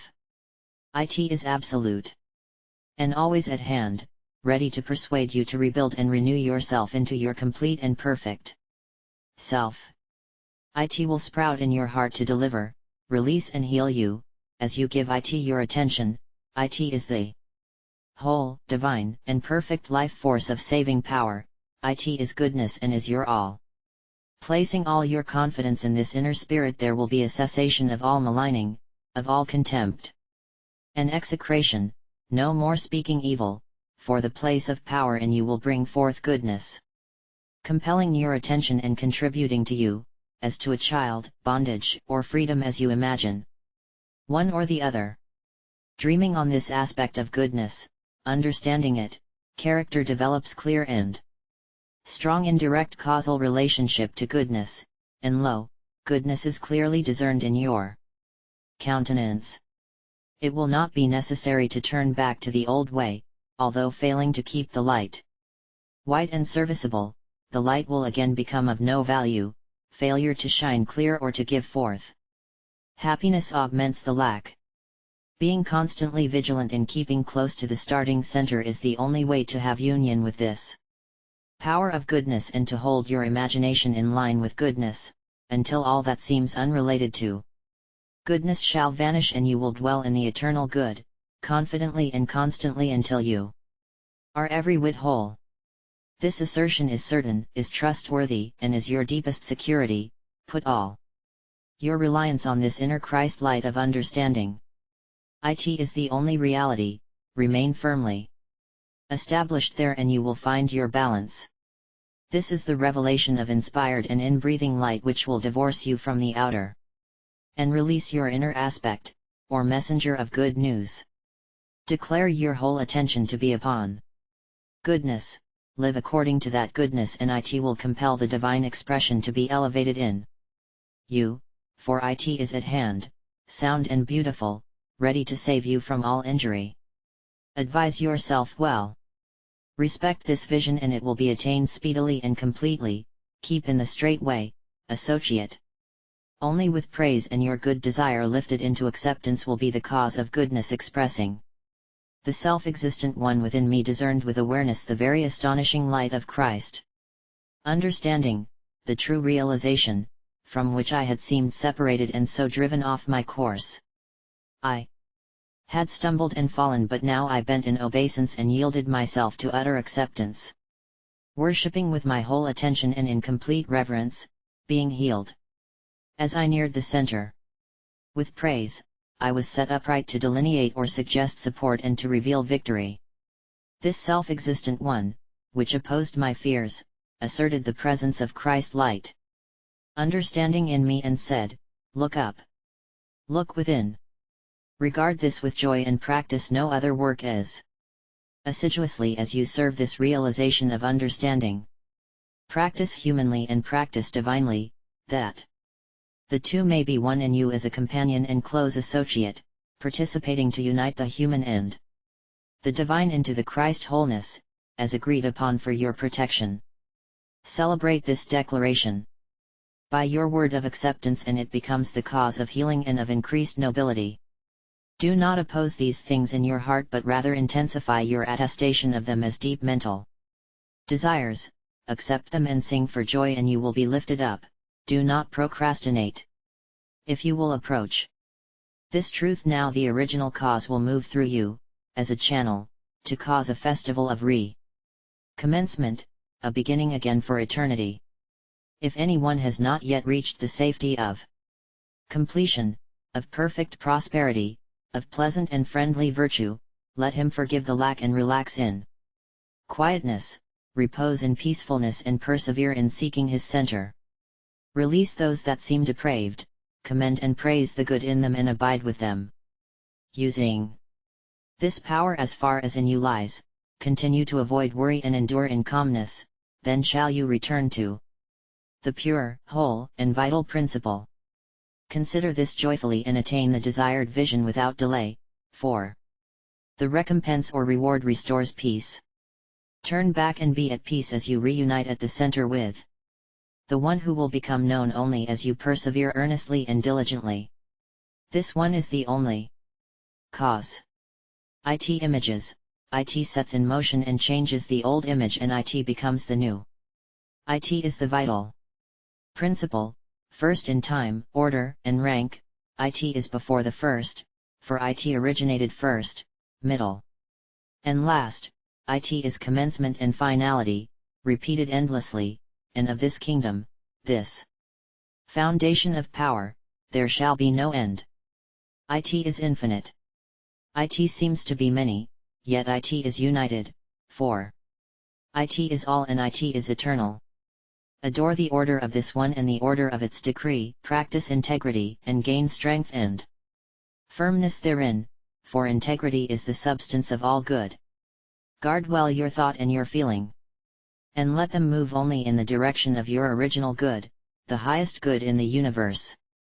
As long as you prostitute your imagination, desolation will separate you from your good, whispering magical enchantments to cover your wisdom with spells, to make idolatry seem sanctified, to cast forth and destroy by antagonistic opposition, all this as long as you cling to and choose travesty, hypocrisy and sham. The spirit of your own inner saving power, the self that exists in the self, I release this message in order to restore your attention and to repeat and corroborate the inducement which shall cause you again to think clearly, again to think of the divine Christ light of understanding which unites thought and feeling at the center of your being, from which all action starts. This true self, am, and I am the very center from which all action starts. I am also the product of love made stable in your center through clear perception and radiant joy. This very breath of life at your center is that one which completes and makes perfect by thinking into feeling, thus impregnating the receptive with, by, and through the active, thus bringing forth that which is eternally. Surrender any sense of yearning, absolve the longing hope which half doubts, and determine to be sure, to know that I am your real self. Resolve to lift yourself to me and to follow closely, capturing and maintaining the conception of consciousness as that which is, as that which expresses in vitality the spirit as it is accepted. This is the freedom of spiritual endowment, that it is the expression of its own impression. This reality announces that any person is he that hath it, for to exist at all is to have the wholeness, is to be whole. Do not neglect this divine idea announced to all, pay attention to it, and sing about it. Ponder on and expand into this truth. It is your deep desire which can lift you. Surging through you is inspiration, the breath of goodness, to cause all things. If, however, you scrape or shave this truth, scattering it and imposing your little self-ideas upon it, you ruin its intent, and the law of goodness can only increase the ruin, since the idea of ruin has become your purpose, and so defeat your real intent. Any time that he that hath it, which is every one, shall eschew his self, and divorce himself from that self, the idea of divorce becomes a burden, causing the law of goodness to sustain the accepted idea of lack and limitation, and to remove the feeling of oneness with the center or origin or father cause. The breath of spirit is the whole. Guard this vital truth, awake to it, grave it deep within. The law of good is all that there is, and it always supplies that which you sustain in your mind and heart, your thought and feeling. Unite these two in joy, regard the wholeness of good as ever present, or if your needs must unite them in doubt and fear, be not put out when these things, doubt and fear, express and increase. They are your demand, and therefore must, in law, be expressed. Pay attention to and respond to this report, and hereafter follow the divine expression of Christ light, understanding. Refute and deny the power of any antagonist to good. Truth is steadfast and unshakable, it comes to pass easily and in certainty, a covenant of the law, it comes without delay, is dependable, supporting that which is urged upon it. Limitation is expressed equally with freedom according to the strength of the attention upon one or the other. This is sure, yea verily, the law of the saving power exists. It is, and it is sure. Joyously grateful we accept this simple truth, reflecting on the divine, it expresses easily, beautifully, and graciously. We give thanks for the law. Let realization of it be made firm in joyous freedom. So it is. He will save. End. Begun January 26, 1945, finished July 26, 1952. Review. When a person of rare integrity and sound education feels such a compelling urge to accomplish a certain piece of work that she will devote 8 years to the task, the rest of us may well pay heed to the finished product. Such a piece of work is this book by Winifred Maccardell Flood. In it, a reader or student who loves the Bible and is sincerely seeking an awakened consciousness may find a revelation that brings new understanding. And to those who have never read the book of Revelation because they found it too difficult to understand, her book should bring enlightenment. It seems that in every period of time some listening ear hears what is thought to be the revelation of eternal truth, and it leads and instructs many until further consciousness has been attained. Such was the work, for example, of Meister Eckhart of the 13th century and Jacob Boehme in the 16th century. It is my conviction that in these new revelations we are being given a similar light in and for our day and age. Mrs. Flood's book is not an easy one to review in the usual sense. Rather, it should be read so that one may participate fully in the self-discovery and inner illumination which it imparts. The author's interpretations, which come largely from a painstaking study of Hebrew and Greek texts, stress a God of goodness and love rather than one of war, destruction, and vengeance. The book presents a graphic description of the extreme vacillation of man's feeling, the tug-of-war as he reaches for his divinity, then becomes discouraged at not attaining it at once. The Book of Revelation has far too long been treated as a strange and foreboding book filled with dire prophecy. Mrs. Flood declares that the great book is prophesying, but not in the sense that such and such a war shall come to pass in this year or that depressions and desolation will occur in this or that time. Rather, she tells us, it is saying in every chapter and verse that the calamity in your mind, the depression in your soul, the war in your spirit must express in your life and in your world as physical, mental and spiritual desolation. This interpretation holds that the allegorical writings of the original have been set down in code, so to speak, not to hide from us but to preserve for us the eternal truths which man so carelessly overlooks. The great original, she states, says over and over that there is only one power in the universe and that Each one uses that power constantly and inevitably. How one uses it, and for what purpose, will decide his failure or success, his discontent or happiness. I find this a book well worth reading, pondering and studying in all humility. There is an amazing truth herein revealed, a truth which can lead to the discovery of the true self, can lead to a better philosophy of life, and that fuller, more joyous and abundant life for which all mankind seeks.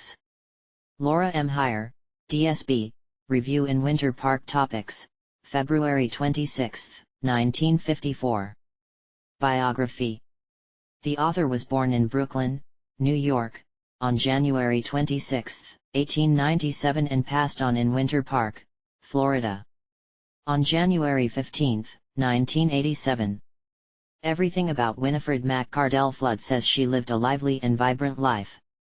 From accidentally starting the first sorority at Rollins College, attended 1915-18, to giving public readings of prose and poetry, Tiny lived large.